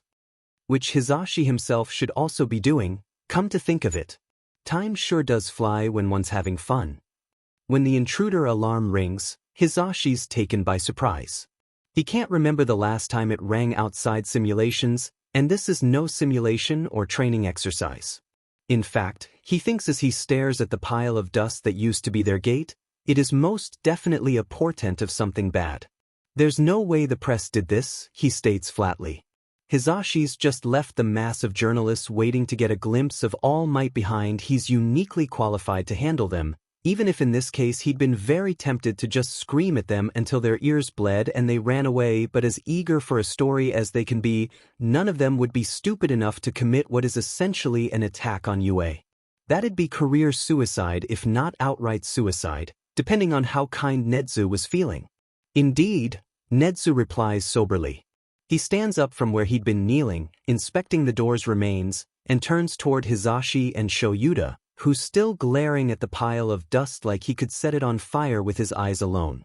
Whoever did this was no journalist, and I fear they got what they came here for. Shuta's head snaps up. Which is? Information, Nezu replies before Hizashi can. The principal looks angrier than Hizashi's seen him in a long time, and his eyes glint with a frightening light that makes Hizashi very, very glad Nezu chose to be a hero rather than a villain. They're after All Might then, Shoyuta replies, annoyed. Nezu laughs humorlessly. That's quite a leap there, Aizawa-sensei. Is it really though? Hizashi asks, arching an eyebrow. The journalists were here for him, and yes, that was probably just a useful cover, But I don't think it's a coincidence someone chose to attack when it had just been announced that All Might had joined UA's faculty. Nezu purses his lips. Maybe. But don't forget that UA is still a target in its own right. All Might's presence might only have been the trigger for this attack, not its root. Which is fair enough, Hizashi guesses, even if it doesn't feel quite right. Judging from Shuda's unconvinced glare, he's not the only one having doubts. Hizashi kicks at the rubble and rolls his shoulders. Well, at least we know this year won't be boring. He laughs to hide his worry and the way his mind has already started to race, and his smile only becomes more genuine when Shoyuta shoots him an annoyed look. Any idea what information they were after? Shoyuta asks. Sadly, not yet, Nezu replies gravely. They pulled a number of files regarding both teachers and students, nothing incriminating, of course, since sensitive information like names and addresses would be encoded, but the volume of data is such that it will take us at least a few days to sift through everything and get a better idea of what was taken. Shoyuta scowls. I don't like this. I assure you that I don't either, but for now, it's all we can do. We can only be more vigilant from now on. Of course. Hizashi replies brightly, while Shoyuta hums in quieter agreement. And if you need any help in figuring this out, you know where to find us. Nezu's face splits into one of his terrifying grins while Shoyuta shoots him a betrayed glare at being volunteered for more work. Of course, Nezu replies. I'll let you know when that happens. When not if. Hizashi swallows thickly and nods. Well, then I'll be letting you get back to your classes. Nezu exclaims, already walking away. They watch him go in silence before Shoyuta snorts. I guess he's right. Hizashi elbows him teasingly. Worried your class might have blown up your classroom already? Don't even joke about that, Shoyuta replies tiredly. They'll find a way to make it happen. Hizashi laughs as they start walking back toward the school building. So, when's your first training session with Mido then? He asks, eager for a subject change to take his mind off their mystery intruder. Tomorrow probably, Shoyuta replies, grimacing. He's seeing his counselor tonight so he won't have time. You don't like it? Hizashi notes. Of course not. Shoyuta scowls into his scarf. The longer we put this off, the higher the chances Midoriya has of breaking more bones. Hizashi winces in sympathy, concern making his stomach churn. He sighs. Well, hopefully his sessions can help him too. And hey, it's only one more day. I'm sure it'll turn out okay. You'll be around to cancel his quirk if he looks like he'll accidentally hurt himself too, won't you? That's hardly a solution he should come to rely on, though, Shoyuta points out dryly, and Hizashi rolls his eyes. It's just for one day, he repeats. You don't even have anything practical set up for this afternoon, and tomorrow's rescue training. It'll be fine. And tomorrow evening you can see about starting to help Midoriya figure out his quirk. Shoyuta humps. Why must you be so reasonable? Hizashi grins back. I learned from the best, he replies with a wink. They walk quietly for a few more moments before a thought occurs to him and he stops, blinking rapidly and swiveling his head toward Shoyuta. Do you want me to be there? Tomorrow night, I mean. Shoyuta has more free time than Hizashi even though his schedule as an underground hero is by nature more hectic than Hizashi's structured one. Still, that leaves him with time Hizashi doesn't have easily to help Midoriya with his quirk. To that All Might's presence Yagi insisted, and Midoriya's reaction, according to Shuda's annoyance, was apparently too adorable to refuse him and Shuda's own quirk, and Hizashi's own presence probably wasn't needed. Even if he wanted to be there for the little listener. Mido had been his first, he thinks somewhat mulishly, before dismissing the thought. Maybe, Shoyuta replies, his brow furrowed in the way that says he's deep in thought. It certainly couldn't hurt, anyway. Hizashi nods knowingly. Still worried about Yagi's presence then. From what Shuda had told him, their number one hero had insisted on being there, and Shoyuta had somehow been overruled. Curiouser and curiouser, really. Shoyuta scoffs. Midoriya's still stuck in his all-might worship phase. He might not be as open to exploring his quirk as he would be if the man wasn't there. Despite himself, Hizashi grins. I'm pretty sure the little listener's just a hero fan, PRD. Didn't he ask you for your signature too? Shoyuta scowls, glaring daggers at him. Do not remind me, he hisses. But it's cute. You've got fans, Shoyuta? Hizashi can't help but laugh, and squeaks as he has to dive out of the way of Shuta's annoyed swat at him. Shut up. Shutting up, Hizashi replies, still laughing. But seriously, I don't think you're giving Mido enough credit, or All Might for that matter. He's really not as bad as you make him out to be. Of course, Hizashi's aware that Shuta's protests regarding the number 1 hero are about 50% perfunctory at this point, but it's still amusing to poke fun at him for it. And I'm sure if you just tell Mido to figure out his own style, he'll take it under advisement. Kid's smart. Shoyuta snorts. Now who's adopted a kid again? Hizashi rolls his eyes at him and pokes out his tongue childishly. Difference is I'm not hiding it and just give it time. I've got a nice feeling about your class this year. You haven't expelled anyone yet. Yet, Shoyuta replies darkly, like Hizashi hasn't seen him pondering on ways to help his students improve all weekend. There is a reason, really. They're going to the USJ so soon this year. Should have seen something in his class this year, some potential. Hizashi would feel sorry for the way Shoyuta will push them because of it, but he knows they'll all be better heroes for it. Give it time, Hizashi repeats playfully, just to hear Shuta's annoyed growl again. They do have to part soon after that to go to their respective classrooms, but Hizashi still carries that sound with him for the rest of the day. Hearing Nedzu's voice as he sounds the alarm to summon all combat-ready teachers to defend the USJ against an attack feels like a bad dream, the kind you can't wake yourself up from. Shuta's there, he thinks, mind filled with panicked static, and then Mido's there. An entire class is there except for Ida, who ran all the way here to warn them and looks dead on his feet and yet still determined to run straight back out there to help. Just like his brother, that one, Hizashi thinks fondly. When Ida's panicked attempts only seem to make him worse and cost them precious time, Hizashi exchanges a look with Nemuri, who sighs and tells Ida he can come along. But only if you stay behind until we tell you it's safe, okay? She says, her voice uncharacteristically stern. Ida grasps this middle groan like a drowning man grasping on the rope that'll save his life, and nods quickly. Of course, Midnight-san. Hizashi doesn't remember much from the trip to the USJ after that. He knows Nedzu told them that All Might went ahead, but that's not as reassuring as it would have been mere months ago. All Might's on a time limit, and he already exceeded his limit today. There's a reason why he wasn't at the USJ even though he was scheduled to be there, and Hizashi thinks he would be mad if his brain left him any room to be anything but overwhelmingly worried. He can't lose Shoyuta. He can't. What do we know about the villains? He hears himself asking at some point. One of them has a warp quirk, Ida replies. It's nothing he hasn't said before, but he seems to welcome the opportunity to be useful nonetheless. The leader didn't really show his quirk, and there was another thing with him, but I didn't see it move much either.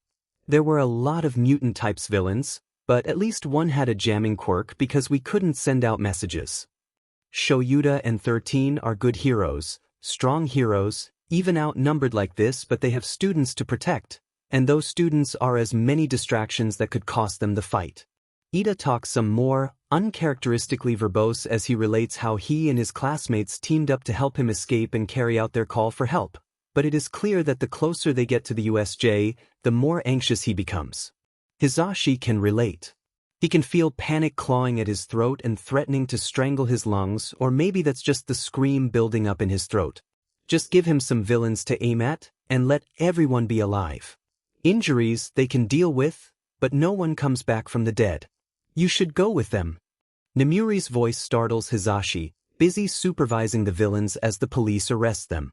There are so many of them.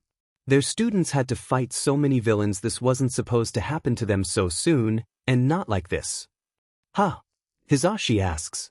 Nemuri nods toward the ambulance.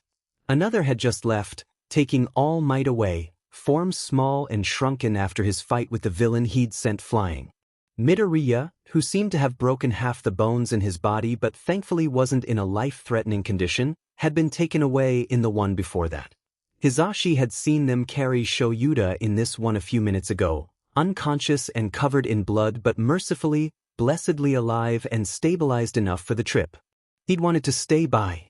Shura's side, or even Midoriya's, but Hizashi knew better than to get in the way of the medical personnel doing their job. Go, Nemuri says softly, nudging him gently. I think there's enough of us that will be okay without you here, and I know you won't stop thinking about it if you're not there. Go, Nemuri repeats, pushing him forward. Hizashi stumbles a little. The detective he'd been working with eyes both him and Nemuri and shakes his head. Midnight's right, he says. We're almost done here anyway, and if I need your statement I know where to reach you. Hizashi feels so relieved he could collapse right there. He still doesn't feel like smiling, but he shoots Nemuri and the detective a grateful look before taking off toward the ambulance. He gets in just before they close the doors and take off, and the nurse rolls her eyes at him as she lets him in. I'll be quiet, Hizashi promises before she can protest, and she huffs out like she doesn't believe him, but she also doesn't throw him out, which is a win in his book. He only realizes he's crying when the nurse hands him a tissue. He's going to be okay, you know, she says, and Hizashi laughs wetly. He wishes he could hold Shura's hand, but that currently doesn't feel safe, so instead, he clenches his fists and focuses on the steady rhythm of Shura's breathing. He always is, he mumbles with a tired smile. The rest of the ride is spent in silence, the nurse working on Shoyuta and Hizashi watching and counting Shura's breaths. Each new one feels like a benediction. Shura's first action upon waking up, even covered up in bandages and hooked up to half a dozen machines, is to spring up to action and ask for his students. Hizashi almost trips in his hurry to come over and push him back into the bed before he hurts himself more. Hey, you're okay, everyone's okay, the villains are either in custody or gone, it's over. He repeats it on a loop until he feels Shura's muscles relax beneath his hands as he finally allows himself to be pushed back into a lying position. What hit me? Shoyuta asks, the lines of his mouth tight with pain. You don't remember?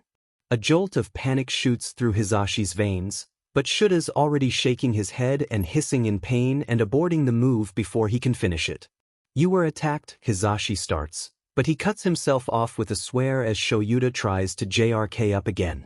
Everyone's okay, the attack's over, you're in the hospital, he repeats again. Please stop moving, Hizashi asks, keeping his hold on Shoyuta as light as he can. You're more bandages than man right now, and Recovery Girl will actually kill you if you injure yourself more before she can come see you. That explains why I can't see right now. Hizashi lets out a humorless huff of laughter. Yeah, your face was pretty badly hurt. Hizashi forces on a smile Shoyuta can't hear. Don't worry though, I'll still love you even if you don't have a face anymore. It hurts? Not being able to see the glare Shoyuta would usually be sending him, but the slight quirk of Shura's lips lifts his spirits anyways, even if it quickly dissolves into a small yawn. Seeing Shoyuta awake and no doubt already plotting his escape from the hospital despite the pain he's obviously in and refusing to admit to helps dispel the last of the panic clinging to Hizashi's brain. Unfortunately, it leaves him to think about the attack and its convenient timing, so soon after someone had infiltrated their systems and taken some of their data with them. This League of Villains had been there to kill All Might, all of Shura's students had said, and judging from All Might's state as he'd been carted away, they could have succeeded. The thought is chilling the means to take on the #1 pro hero and come so close are no small thing, and that, in addition to someone strolling in and out of UA unnoticed speaks to something old and organized. Something or someone powerful and dangerous. Always the worst combination in villains. But they've prevailed this time when their enemy took them by surprise and outnumbered them. The League will undoubtedly attack again, but next time, they'll be ready. They'll be prepared. Shoyuta falls back asleep before the nurse even has the time to come in, and Hizashi settles back in his seat to watch him sleep. He's not moving from there unless he has to. Ah, Yamada-sen, I'm glad I could catch you. Are you all right? At Yagi's perky yet stressed voice, Hizashi's head perks up from the lesson plans he hadn't been reading, heart skipping a beat in worry before he realizes that if this was a serious issue, All Might wouldn't simply be worried but instead acting out on said worry already.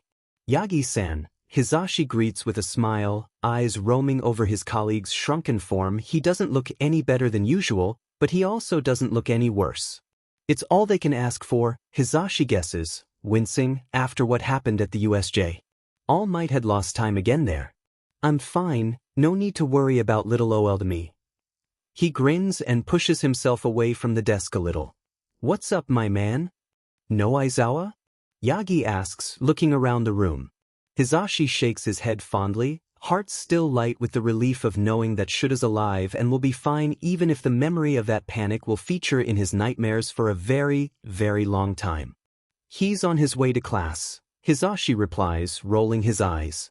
Yagi JRKS, coughing up blood. That's insane. Hizashi barks out a laugh. Yeah, but try telling him no, I'll watch, it should be entertaining. Yagi freezes and shrugs, his whole body almost shivering. No, I think it's fine. I just wanted to ask him. I don't suppose you know if he's still planning on helping young Midoriya with his quirk, do you?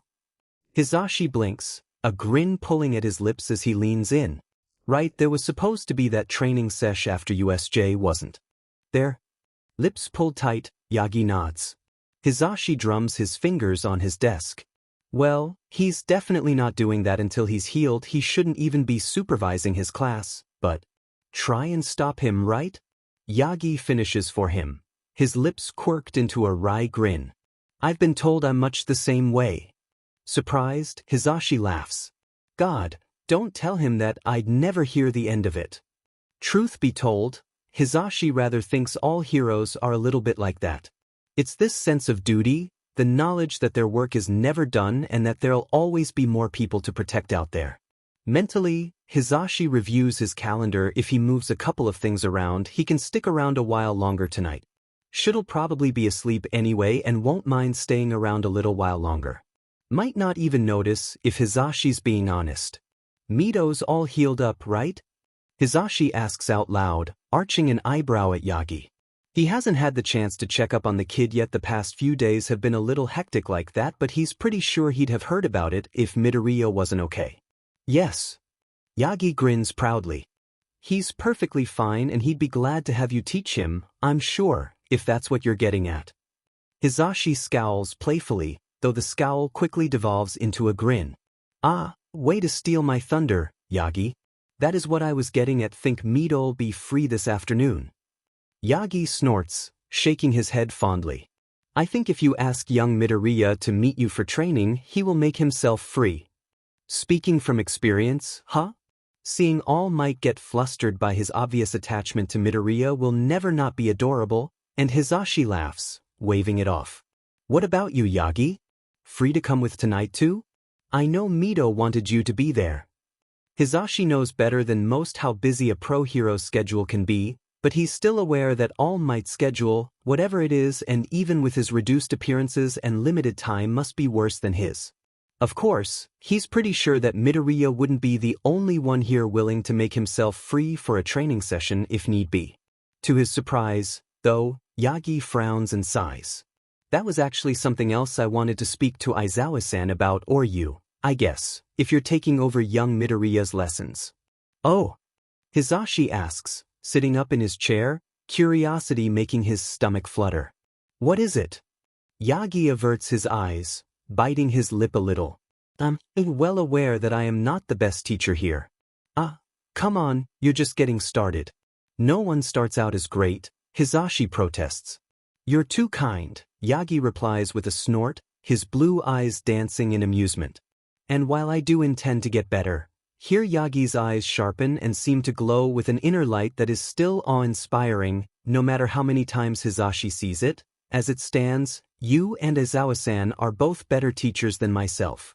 Spoken to Shoyuta recently, have you?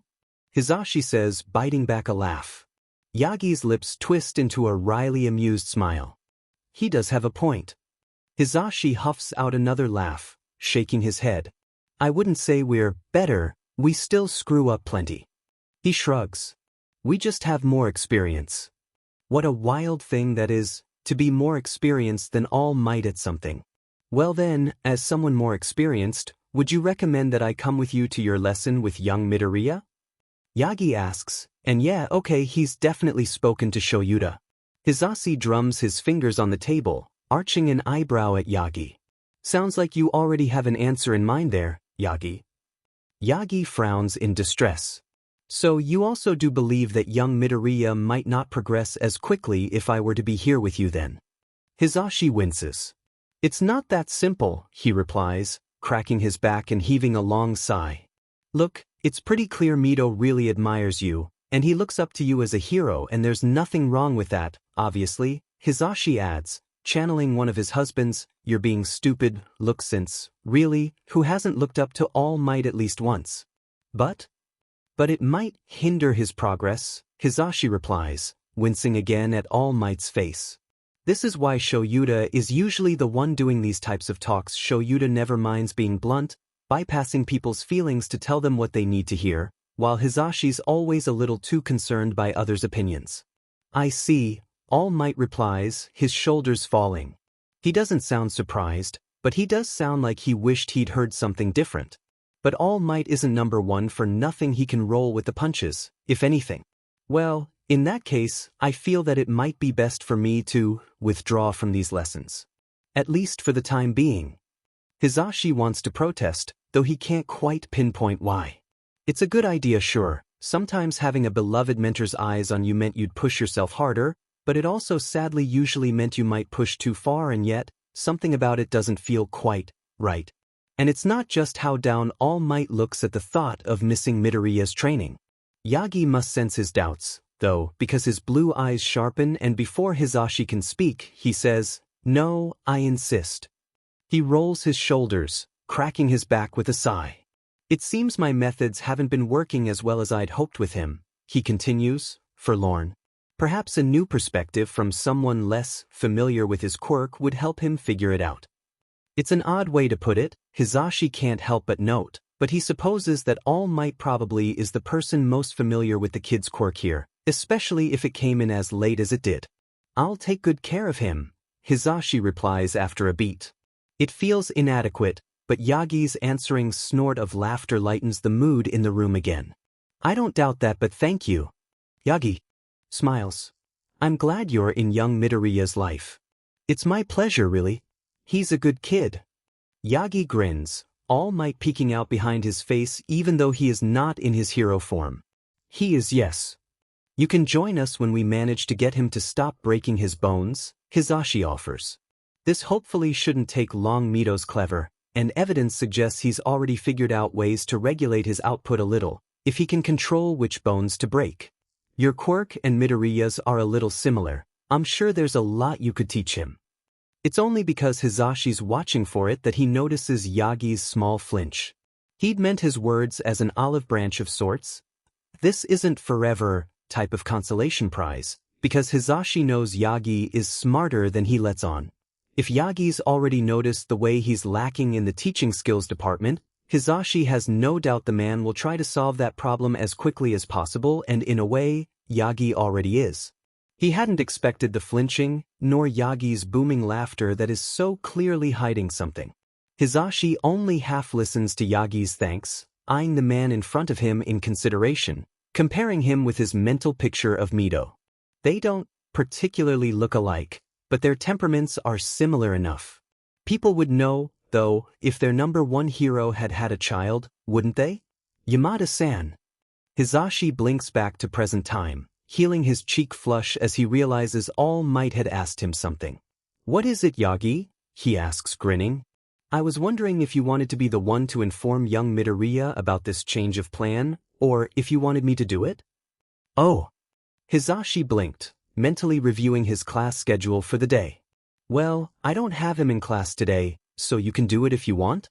Or I can ask Shoyuta to do it, Hizashi belatedly adds, though he's loath to ask his husband to do anything when he's still this badly hurt days after the attack.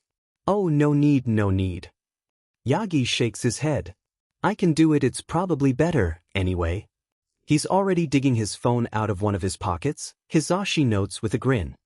Yeah, there's no way Yagi could have kept being related to Mido a secret, much less for years. Awesome, Hizashi replies, shooting Yagi fingers guns. Tell the little listener I'll be around to pick him up after class, okay? And to keep his sports uniform at hand. Yagi nods and types a few more times on his phone while Hizashi doesn't even try to pretend to hide his grin. Try as he might to deny it, Midoriya definitely is All Might's favorite. There is a connection there, stronger than the simple, "I saved him from a villain and then helped him train for the entrance exam" line Yagi had tried to feed them. Hizashi just doesn't know what that connection is. Say? Present Mike? Are you all right, sir? Well, if Hizashi wasn't already aware of how terrible he looked today, he might have been offended at Mido's blatant look of horror. You could always trust them to be brutally honest, Hizashi thinks as he pastes on a smile and gives into the urge to ruffle the kid's hair. It's as fluffy as it looks, and Hizashi's smile becomes more genuine as he's reassured that Midoriya, too, escaped the USJ debacle and is now fine. Even if he did break more bones. Present Mike-sensei? I'm fine, little listener, Hizashi replies, blinking back to present time and dropping his hand back to his side sheepishly. Are you ready for our lesson? I know you were supposed to have it with Eraserhead, but I hope I'll be an okay replacement, since Hizashi trails off with a wince, but to his surprise, Midoriya just nods eagerly. Is he really supposed to be back at UA yet? He asks, his eyes darting around the corridor nervously looking for Shoyuta. Hizashi realizes with amusement, like the man might suddenly jump up from nowhere. Which, to be fair, Shoyuta probably usually would. He's okay, Mido, Hizashi replies with a soft snort. Or he will be, but trust me, keeping that man in a hospital bed is pretty much an impossible task once he's awake. Just convincing Shoyuta he didn't need to go to his lesson with Midoriya had been a chore and a half, and he'd only relented when Hizashi had reminded him that he was currently forbidden from trying to use his quirk lest he cause permanent damage to himself. Well, more of it anyway. Shoyuta had tried to protest, of course, but Hizashi's pointed, "Do you really think you'd be able to stop yourself from trying to use it if you saw Midoriya about to hurt himself?" had mercifully put a stop to that, since the answer was so obviously no. Besides, Shoyuta was now conked out in the infirmary, courtesy of another one of Recovery Girl's sessions. Since Shoyuta was always so exhausted, she could only do it slowly, speeding up his body's natural healing more than actually healing him. Okay, Midoriya replies, though he still frowns dubiously. A good kid, Hizashi thinks fondly, reminded of his own words to All Might earlier. It is just as true now as it was before. Where are we going then? Midoriya asks, falling into step with Hizashi as he directs them toward a part of the school he's pretty sure the kid hasn't gotten the chance to go yet. Training Ground Delta, Hizashi replies. I reserved it, but it's usually less used than the other ones for people who want to practice. For good reasons too.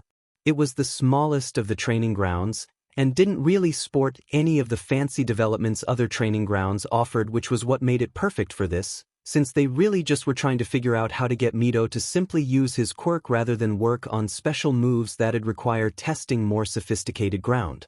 We'll move to somewhere else once you get your bone-breaking under control, Hizashi continues, winking at the boy as he unlocks the door. Midoriya nods, too focused on his, mumbling to get embarrassed like he usually would. I see, he says, stepping into the room. The door whooshes shut behind them, and Midoriya looks up at him expectantly with wide green eyes, rolling back on his feet. What now, Mike-sensei? He raises his fists. Should I try for a punch? I think I can get down the percentage, he mumbles, though he doesn't look very convinced by his own words. Hizashi bites back a chuckle, gently pushing the kid's arms down. Not that I don't appreciate your energy, little listener, but calm down, we'll start with something simpler. Simpler? Yup, Hizashi replies, popping out the P and grinning. So, come on, tell me, when you think of activating your quirk, what do you do? What do you think about? Oh, the thought. Hizashi's lips quirk up into a smile. You thought we'd get right down to the punching and stuff, right? Midoriya's cheeks turn pink. Well, yeah. It is pretty cool, Hizashi agrees, because it is. But it's not all there is to using your quirk, especially if you want to control it. And you do want to control it, don't you? Midoriya nods eagerly, fists bunched up at his sides. Of course. Well, then the first thing we need to do is figure out a way for you to visualize how your quirk works. You'd usually go through that in counseling, obviously, But I don't think your counselor will mind if we cheat a little bit for our lessons, Hizashi says, winking. So come on, tell me what is it? Midoriya's cheeks darken and he mumbles something Hizashi can't pick up. What was that? He asks. Promise you won't laugh? Midoriya asks, shifting nervously on his feet. Cross my heart and hope to die, Hizashi swears solemnly. He might laugh internally but he won't let it show. Clench my butt cheeks and yell smash?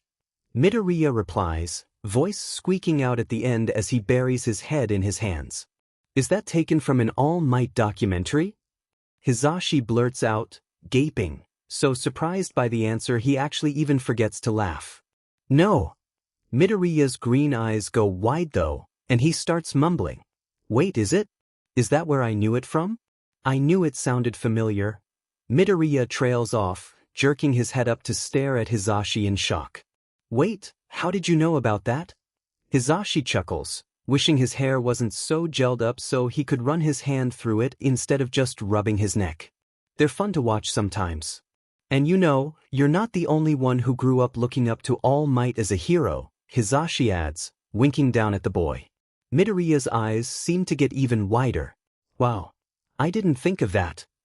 It's fine, Hizashi replies, snorting.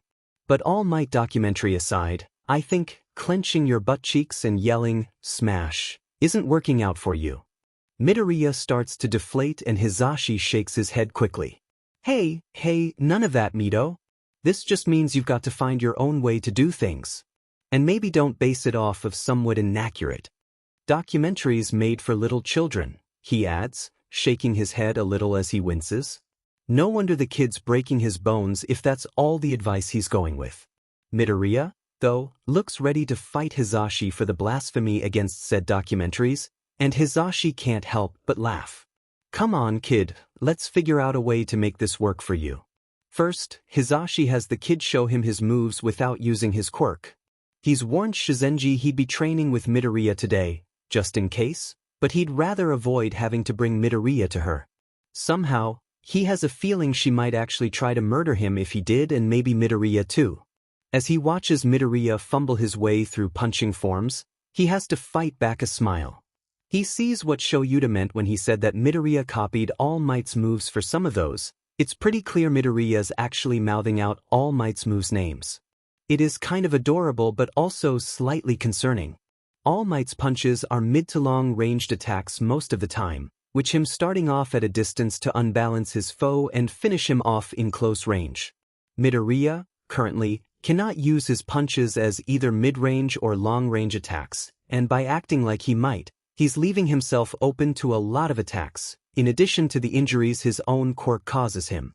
While he instructs the kid on how to make more efficient moves, his mind races. Clearly, Midoriya's current visualization for his quirk isn't working for him, but Hizashi isn't sure how to best help. Quirk counselors really are supposed to be the ones coming up with initial explanations or metaphors, and they did it young enough that the techniques they mentioned grew with the child. Midoriya, unfortunately, isn't quite so lucky. Something strikes him, though, as he watches Midoriya correct himself on a new punch. Hey, Mido, Hizashi calls out, lips quirking up into a grin as Midoriya almost overbalances in surprise. You said something about percentages earlier, didn't you? What was that about? Midoriya perks up. Oh, that. Well, because my quirk feels so strong, I kind of can't use all of it at once. Hizashi feels his eyebrow rise up. Sheet, if the quirk breaks his bones already with whatever percentage he's using, how bad could it be if he used more of it? He's really starting to understand why Shuta's taken to calling Mido his problem child. Hizashi hums, bouncing on his feet a little.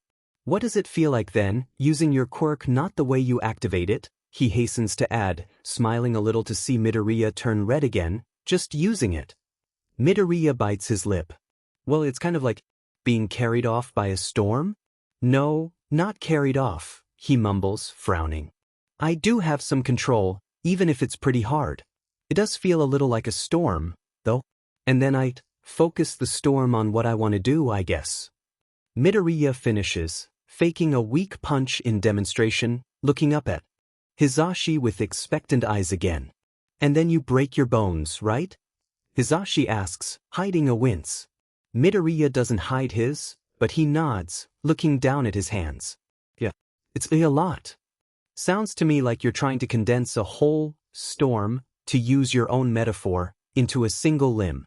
Even if you do manage to lower your output percentage, that's still a lot for a single part of your body, Hizashi points out, trusting Mido's clever brain to pick up on the rest. And indeed, Mido's green eyes light up. Oh, you think I should try spreading it to my whole boy? Like jam on bread? Hizashi hides his laughter in a cough. When did they switch from storms to jam, of all things? It's worth a try, isn't it? He says with an encouraging grin. And man, he thinks as he watches Midoriya carefully trying to call on his power, tongue peeking out between his teeth in concentration, sometimes he really just loves being a teacher. Yagi, of course, is waiting for them when they return to the teacher's room. Midoriya beams up at him when he sees him, and All Might beams back through Yagi's face. It is a very heartwarming scene to witness, and Hizashi's heart melts. As promised, your boy's in one piece, Yagi, Hizashi quips, winking. He laughs when he's suddenly faced with surprisingly identical panicked faces as both Yagi and Mido start sputtering out protests. Just kidding, Hizashi says before the protests can devolve into the next step Hizashi knows is coming, the two of them starting to apologize for protesting, just in case they might have offended the other. Huh? Yes, it was funny, Yagi replies. His laugh is clearly fake, but his smile is not, and neither is the affection he directs at Midoriya, who drinks it up like a sunflower facing the sun. How did your lesson go then, my boy? He ignores the pointed look Hizashi sends him honestly. What else are they supposed to think when Yagi actually calls Midoriya my boy, though the tip of his ears does darken? It went great. Midoriya gushes, his grin wider than ever. Mike-sensei had a lot of ideas to try to regulate my power, and it helped me realize I'd been going about it wrong, trying to use it in a condensed way instead of spreading it out like jam on bread. Yagi swallows back a cough as Hizashi bites back, as Snicker-Mido's comparisons are always pretty out there. I can't quite use it yet, though, Midoriya continues with a frown, before perking up again. But I can tell I'm close. And also, he told me I should try to make my own style focus on my kicks more since my legs are stronger than my arms. But here something strange happens. Midoriya's smile falters, and so does he as he shifts back his hips out of the kicking form he'd started to demonstrate.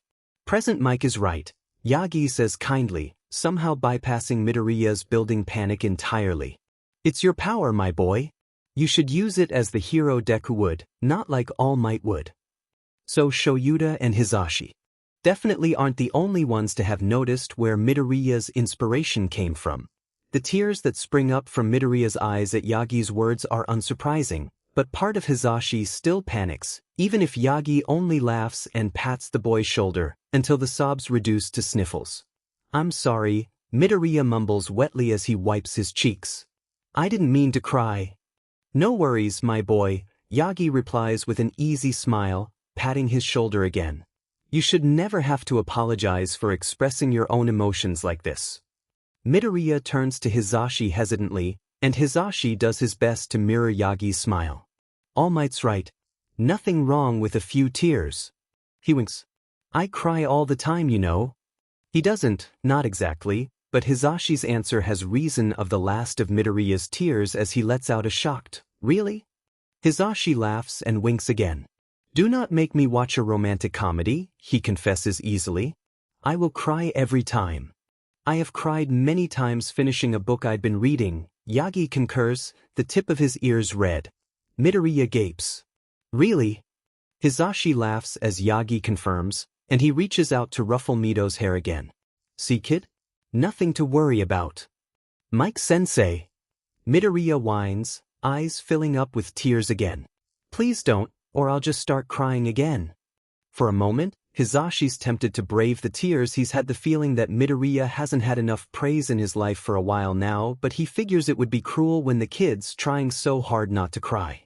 So Hizashi laughs and stretches his arms above his head, rolling his shoulders, and looks back at Yagi as he says, but yeah, anyway, everything went well. I'm sure Midoriya will get the hang of his quirk in no time. He did great work today. He shoots them finger guns, because he never tires of the faces people make when they see it, and smiles. It is uncanny, the way both Yagi and Midoriya seem to relax at the same time and in the same way, but well. Hizashi's pretty relieved that Mido finally seems to be on the right track to stop breaking half his bones every time he wants to use his quirk himself. And yet, he still can't stop thinking about it. Midoriya's quirk, a power so strong it came in a decade past the age his peers usually got theirs, and yet, it showed up with the perfect timing for him to get accepted into UA.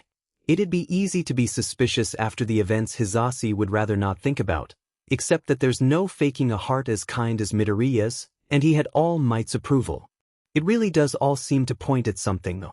Something big, that Hizashi's only just starting to see the shape of. And maybe he should stop looking, but his eyes drift back to Midoriya, grinning up at All Might again as he narrates back their training session to his hero. Yeah, Hizashi can't stop now. Midoriya's involved, which means that Hizashi's involved. Night is often Hizashi's favorite part of the day.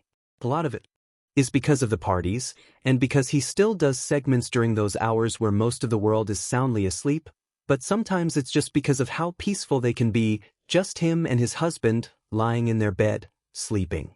Or not sleeping, as the case may be. Shoyuta. Even though Hizashi whispers, the word cuts through the silence like a lance, and he winces at the sound.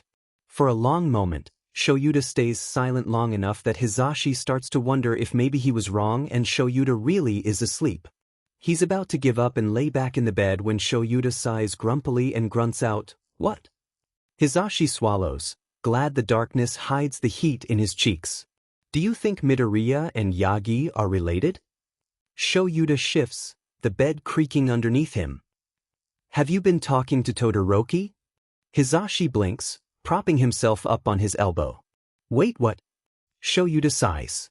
In the low light, it's hard to see, but Hizashi knows his husband well enough to tell when he's rolling his eyes. Or thinking about it, Hizashi supposes, as he remembers Shuta's injuries. He swallows.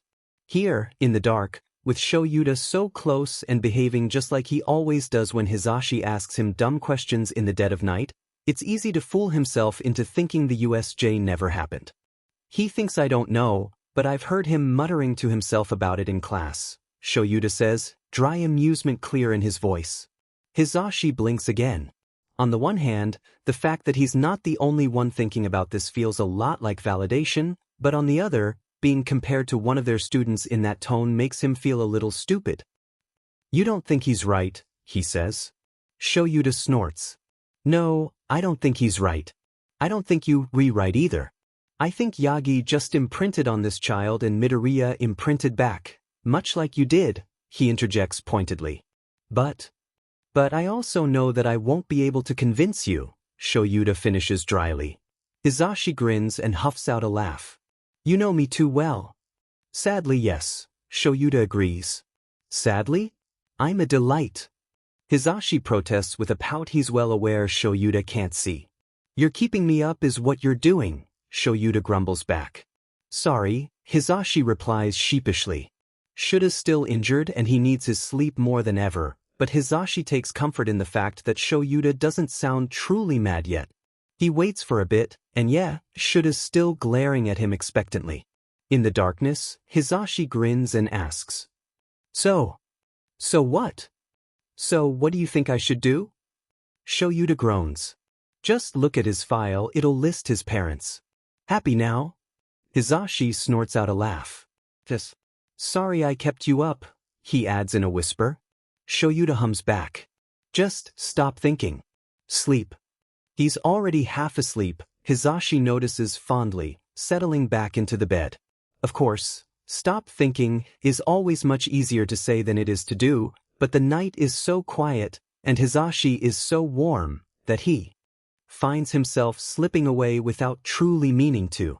Midoriya's file lists his father as one Midoriya Hizashi, who, apparently, works in the US and has worked there for the past decade. I think I'm going insane, Hizashi mumbles to himself, rubbing his temples. He wishes Shoyuta were here somehow. Having someone to bounce ideas off of always helps him think better. Because it's not that Hizashi believes All Might is hiding a secret son from the world, well, not anymore at least, because even if he'd discarded it almost as soon as the thought had occurred to him, there had still been a few seconds where he'd been sure of it, and that certainty had lingered. It is gone now, though, faced with the undeniable proof that are the black characters of this Hisashi's name on Midoriya's student file.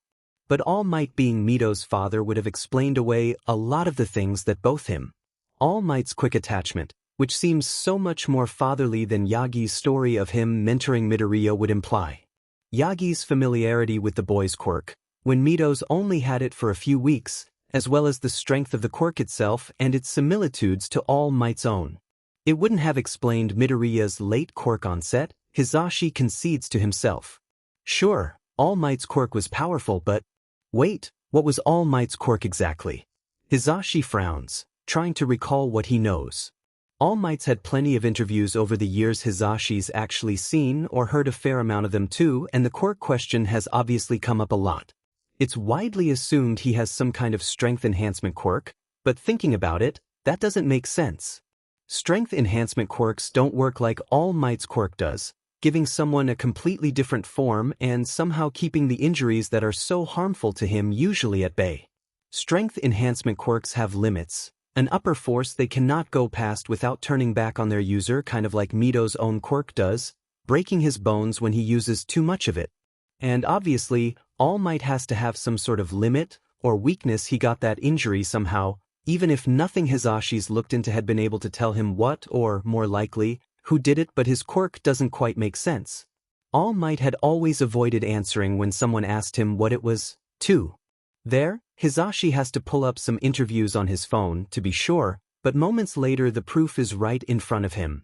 Half a dozen journalists asking All Might what his quirk did, and every time All Might laughed and avoided answering them directly, letting them assume or playing into their game if they mentioned a strength quirk. Never, not even once, had he said what his quirk was. Impressed, Hizashi lets out a low whistle.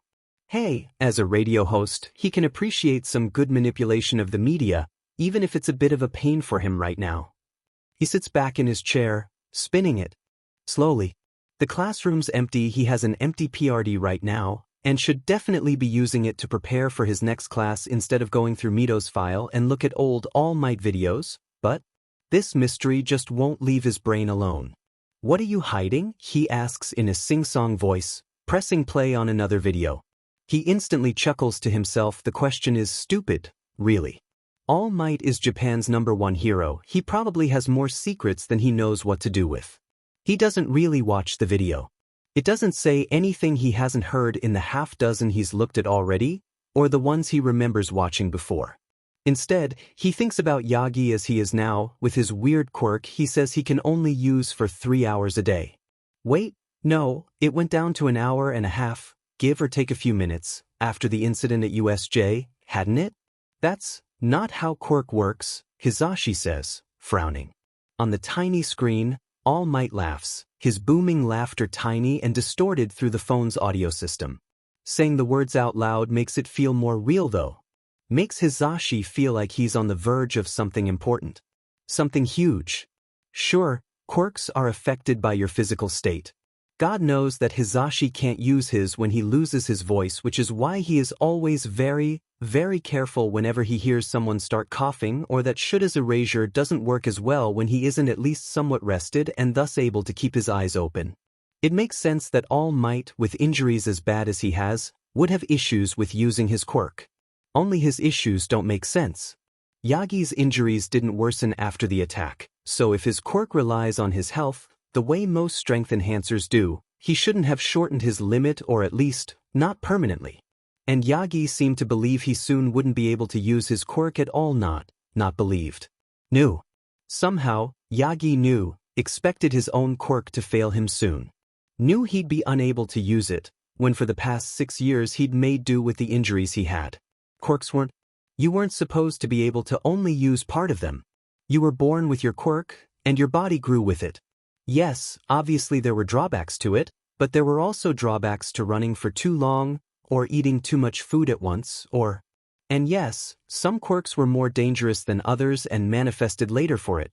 but their users could learn to control them the same way Mido's currently learning to control his own quirk. Thinking about Mido makes Hizashi smile. Their training session yesterday had been fun. The kid's really as clever as his phone calls had led Hizashi to think. At this rhythm, he'll have his quirk figured out in no time. And there it is again, that niggling feeling in his brain, like he's not seeing something that's right in front of him. What am I missing? He whines, crossing his fingers behind his neck and pulling. Were he at home, he'd be running his hands through his hair, pulling on it, but his hero costume definitely prevents that. I know I have to be missing something. What is it? All Might's laughter booms again, and Hizashi startles, attention drawn back to his phone. Sheet, he swears, willing his heart to stop pounding as he laughs nervously. I'd forgotten you were there. On the phone, the interview's dying down, but Hizashi finds himself drawn to it anyway. It's one of All Might's more recent ones, given before it was announced he'd start working at UA, but after the #1 hero had returned to the Mizudafu area. News outlets across Japan had postulated for weeks that All might have come back to teach at UA, or maybe just lecture there, though to be fair, they did it with any hero that stuck around the area long enough. This interview had been a tad different. Hizashi remembers it now, and almost by rote, he mouths the next words along with the interviewer. And what about now, All Might? Any plans for the future? Maybe teaching our future generations of hero a trick or two. On the screen, All Might laughs again at the bold question. Hizashi traces the line of his face, looking for the gaunt man he knows now, but somehow he sees no trace of him. The eyes are the same, but it's more that Yagi has All Might's eyes than the other way around. Looking at the All Might on his phone, there's no way Hizashi can tell he's hurt and on a time limit, which he supposes is rather the point of it. He tunes back in just in time to hear All Might's answer. Well, my plans are as they've always been, to protect our society, to make our cities safer and better. He grins, charming in a way Hizashi has never seen Yagi be. As for our future generations, well, I do suppose it would be nice to find someone to pass down my knowledge to. He almost sounds wistful, and there, just as he says, pass down, something flashes across his face. All Might masks it with another laugh, and the interviewer clearly doesn't notice it, but the beauty of technology means that Hizashi can rewind the video and rewatch that segment as many times as he wants to. Someone to pass down my knowledge to. Someone to pass down my. Someone to pass down. Pass down. The words aren't anything particular, but that flinch, that show of something unexpected that crosses All Might's face as he says it, that means something. All Might certainly has knowledge to pass down, Hizashi notes. That's part of why Netsu hired the man. After all decades of heroism under his belt, most of them as Japan's #1 hero. He'd have been a fool to pass up on it. But All Might had said someone. The interviewer had mentioned future generations, and Yagi had thought of someone of a person, singular, rather than the collective the interviewer had meant. Was this why All Might was there? To find one person, one singular person to, what, replace him? Hizashi snorts. Even for him, that's far-fetched. But he thinks about Mido again, and the way he'd described his quirk as a vast, endless well of power that felt like a storm, and Yagi, so proud of the kid when he'd said he'd figured out how to use his quirk. Yagi, whose own quirk seemed to be drying up, somehow. Seemed to be leaving him. A chill runs through Hizashi's bones, and he absently presses play on the video again. Is that what you're looking for then? The interviewer asks, her professionalism unable to fully mask her enthusiasm. Someone to pass the flame to? Isn't that what we all look for? All Might counters, laughter booming again. Where would we be now if we weren't always trying to be better than the ones who came before us? It's a distraction, but it works. Redirecting the interview away from this subject, the interviewer could probably feel All Might had been done talking about, and the video ends a few moments later. Hizashi doesn't rewind it this time, and he quits the app when it tries to suggest him more videos. He thinks he's found what he was looking for already, after all. For the first time that isn't an actual emergency, Hizashi calls into the station and tells them he's taking the afternoon off. He can practically hear Takara roll her eyes at him as she tells him, "You know we don't actually need you for every little thing, you can take a break sometimes." I know, Hizashi replies sheepishly, I just like to be involved. Yes, I know, Takara replies dryly. And we really appreciate it, but today's really just doing paperwork, and it'll go by faster without you there. Sometimes, Hizashi misses the days where Takara had been actually impressed with him and wouldn't have dared being so blunt. Of course, those days had only lasted for about 2 hours, at which point she'd seen him trip over their recording equipment and nearly bash his head open. I'll just send you anything you need to sign, Takara continues, and Hizashi huffs out an amused breath. Fine. Hizashi almost wants to protest, but he's the one who called her asking for this. Besides, she is kind of right. With the mood he's in right now, there's no way he'll be productive today, and Takara's right. She doesn't need him to fill in the paperwork and plan the shows, as it is technically mostly her job. I'll see you tomorrow then? Of course, Takara replies. Her tone softens as she smiles. Take care of yourself, Mike. Always do, Hizashi replies with a grin of his own, and it's not like he means for it to be a lie, but well, he always says it, and the past has made a liar of him enough time that it's more a private joke than an actual promise. Takara hangs up first, and Hizashi shoves back his phone into his pocket, sighing to himself and hurrying to catch the train. The sooner he's home, the sooner he can start putting his thoughts into some kind of order. There are stories from the early days of quirks, of a man who could take your quirk away or give you another, or maybe several men. Nobody ever seemed quite sure. It's a niche subject, and one Hizashi only knows about because 5 years ago he'd been laid up in bed for 2 weeks, forbidden from doing any work, and if he hadn't had something to keep him busy during the day, he might have gone insane.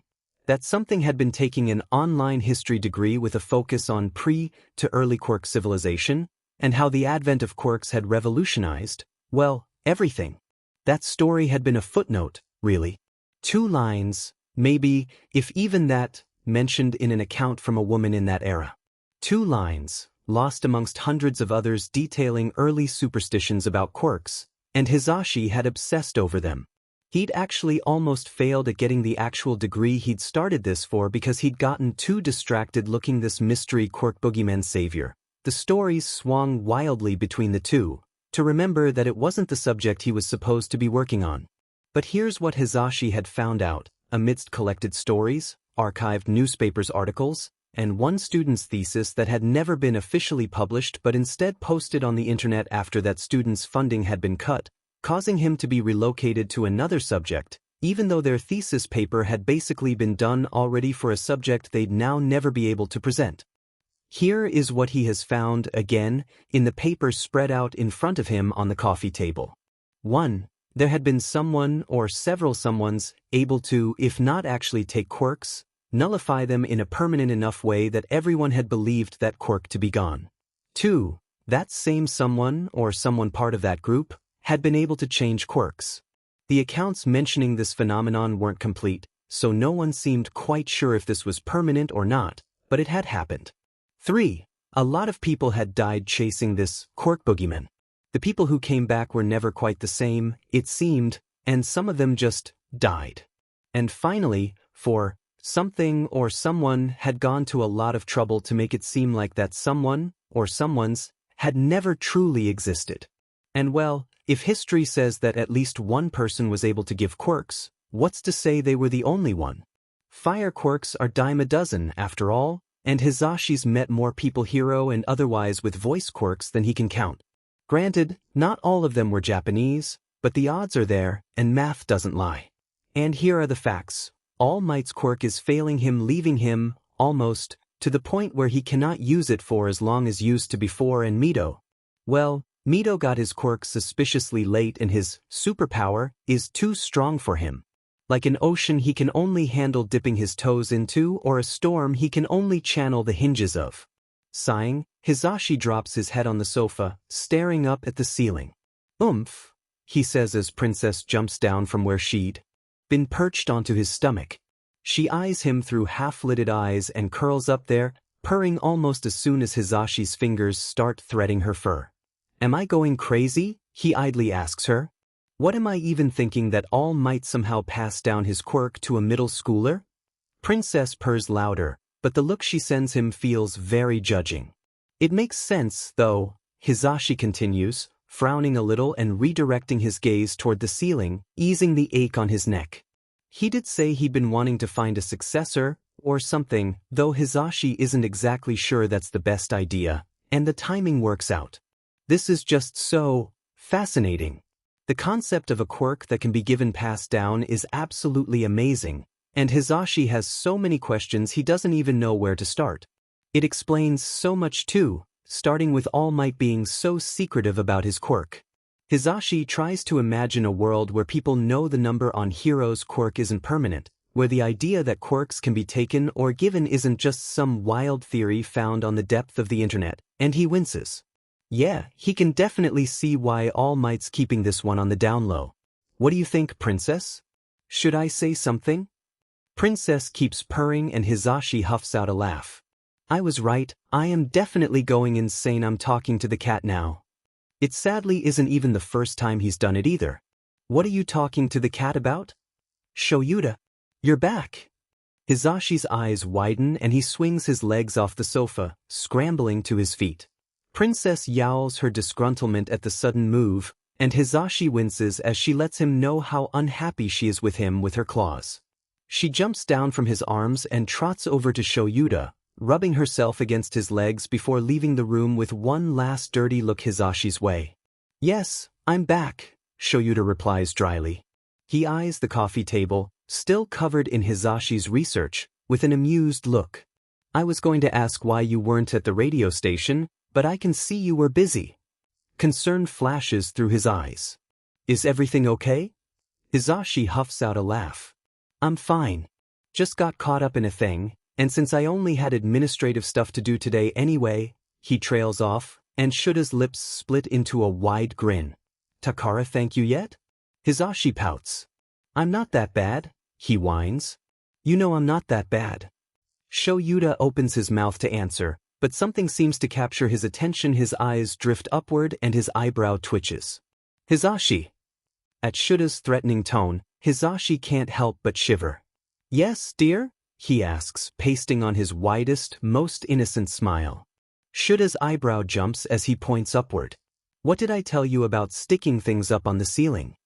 Not to do it, Hizashi replies instantly, before blinking and miming as he follows where Shuta's pointing. No.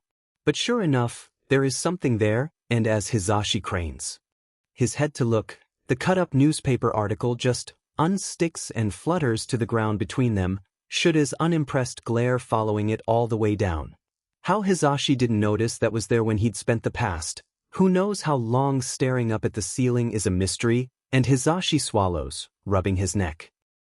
Well, at least it's not on the ceiling anymore. Hizashi says sheepishly. Shoyuta humps and shakes his head, arching an unimpressed eyebrow. You're cleaning this up.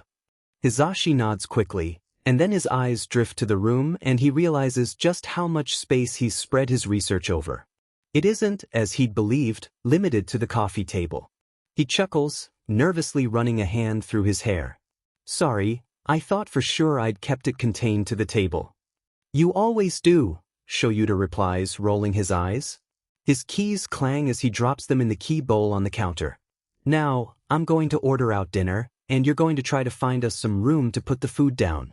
And tell me what this, he gestures at the room, is all about. It's on Hizashi's lips to acquiesce. This has always been how these research binges of his have worked, for as long as they've lived together and even before that, but then he hesitates. This isn't his secret. Not that Hizashi is entirely sure what the secret is yet, but he's got enough of the big lines to draw a pretty clear picture of it, and if he's right, well, it's a really big thing to share without permission. So Hizashi winces and steps forward, trailing a hand down Shuta's arm and taking his husband's fingers in his. Yes, on the first, he's actually famished. How long has he been at this? But, rain check on the second? Shuta's left eyebrow twitches upward. Rain check. Hizashi smiles. I promise I'll tell you as soon as I can. Shuta's eyes narrow in the way that says he's worried, and with the bandages still wrapped everywhere, it tugs at Hizashi's heart even more than usual. It's nothing bad, I swear, he says, mentally crossing his fingers and hoping he's not lying. Not really my story to tell. Shoyuta sighs. Well, I guess I'll just order dinner then. Hizashi grins and squeezes his fingers gently, once, before letting go. Sure thing. I'll just put this stuff away. Shoyuta snorts and shuffles toward the kitchen where they keep the takeout menus. You'd think by now they'd know it by heart, but ever since that one time the Chinese place down the street had tried to cheat them on their order, Shoyuta insists on ordering with the menu in front of him. Hizashi stares after Shoyuta until he's out of sight, and then he shakes himself, turning back on his heels to face the room. Right? He tells himself, shaking his hands. Right. Let's start with. He takes one step forward and almost slips on the paper that had fallen from the ceiling. Feels almost weird, being in the same room as Yagi now that Hizashi knows what he knows. This kinda reminiscent of when they'd first learned they'd be working with All Might. Hizashi feels jittery, like he's drunk too much coffee, again, even though he hasn't actually had more than one cup today. He has no idea how Yagi does it acts so normal when he's carrying the secret. Hizashi realizes he's been staring for probably too long when Yagi clears his throat and addresses him. Yamada-san? Did you want something? Hizashi's mouth falls shut with a click. No? Not really. I mean, yes, maybe. He winces at himself for the nonsense that just was, and takes a deep breath. It's just Yagi. They're actually alone in the room right now. Hizashi doesn't have to be nervous. He's faced worse before, like actual villains, or Shoyuta on the warpath, which is actually worse than the villains. Yagi's face twists in concern. Are you all right? Hizashi shakes his head. I'm fine. No need to worry about me, really. Hizashi casts his eyes around the room again, but they're still alone. I think no? His voice breaks over the last word, causing both him and Yagi to wince. No. Hizashi licks his lips. Maybe. No, yes, definitely. About your quirk? I think. Yagi blanches and falls a sudden coughing fit that has Hizashi swearing and reaching for the tissues they've taken to stashing around the room for just that reason. Distantly, Hizashi can feel his heart skip a beat in panic too. All Might's reaction confirms that this is real, and Hizashi's suddenly realizing that he hadn't actually believed in his own theory until now. Sorry, I didn't mean to surprise you, Hizashi says sheepishly as he hands Yagi the tissue. I haven't told anyone, I swear, not even Shoyuta, if you can believe, but I just couldn't think of a good way to say this, and it didn't seem right to not mention it. Yagi clears his throat. I see. He still seems shaken, though Hizashi's reassurance seems to have eased some of his worries. Did young Midoriya know? He wouldn't have, he mumbles to himself. Mido didn't say anything. Hizashi interrupts, lips quirking up into a fond grin despite himself. He rubs the back of his neck. I just did some research. Yagi blinks back at him. You did some research? He repeats, shaking his head. Hizashi chuckles nervously. I mean, a lot of it was just putting pieces together like a puzzle. Like a puzzle, Yagi repeats again, voice strangled. Hizashi frowns. You okay, All Might? Of course. Yagi replies, but his grin isn't as convincing as it usually is, which Yagi must realize, because he deflates a little, leaning toward Hizashi and pinning him in place with a piercing gaze. I'm sure you understand that this is upsetting. I have been keeping this secret for quite some time. Wide-eyed, Hizashi nods. Of course, he replies, his voice squeaking. And again, I swear I won't tell anyone if you don't want me to. Although he wasn't looking forward to hiding something from Shoyuta, Hizashi knew he could, and that Shoyuta wouldn't really question it if he knew it was important. Of course, Hizashi is of the mind that Shoyuta should know about this, because training Mido in using his quirk without breaking himself now takes on a whole other meaning when Hizashi knows Midoriya somehow inherited All Might's actual quirk, but he's sure he can work on convincing Yagi and Mido if he needs to. I just thought you should know that I knew, Hizashi finishes, lips pulled up into another sheepish grin. The glint of All Might in Yagi's eyes eases up, and with it, the pressure on Hizashi's chest, letting him breathe easier, and the man sighs. Of course, Yamada-san. I apologize, I might have overreacted a little. Hizashi huffs out a laugh, shaking his head. No, I'm definitely the sorry one here. I should have figured out a better way to tell you that. This time, Yagi is the one huffing out a laugh. Then I guess we both are sorry. He sighs and shakes his head. And I suppose I should let young Midoriya know about this too. Hizashi nods. I can do it if you'd rather not, he offers. I'm still supposed to meet the kid later to work on his quirk more. Yagi's smile turns more real. Yes, he was quite enthused about that, he notes. But no, I'll handle it. And as if the universe was sending a sign that this conversation was done, the door opens, letting in Vlad and Nemuri, in deep discussion about some movie Hizashi thinks that they'd both seen. They don't seem to particularly notice the tension in the room, though Nemuri does send Hizashi a curious look that he rolls his eyes at. Later, then, Yagi asks him, lips curled up into a wry grin. Later, Hizashi confirms. This time, when Hizashi gets to the training ground, Yagi and Midoriya are already there, looking deep in discussion. Said discussion dies down as soon as Hizashi announces his entrance, and Mido squeaks adorably, his cheeks turning red. Yamada-san, Yagi greets with a grin. Mike-sensei. All Might said you know about. He cuts himself off, voice squeaking again in a sound halfway between a dying balloon and a broken record being played anyway. I do, Hizashi confirms. Though of course, I could use some explanation, he adds, arching a questioning eyebrow at the pair. Mido looks almost ready to vibrate out of his skin, but he looks back at All Might before speaking. Can I? Yagi's gaze turns fond as he looks at the kid, gently nudging him forward. It's your quirk now, my boy. It's up to you. For a moment, Hizashi almost thinks Mido will cry, but no, he takes a deep breath, steadies himself and, after one last look at All Might, turns to Hizashi and says, My quirk is called One for All.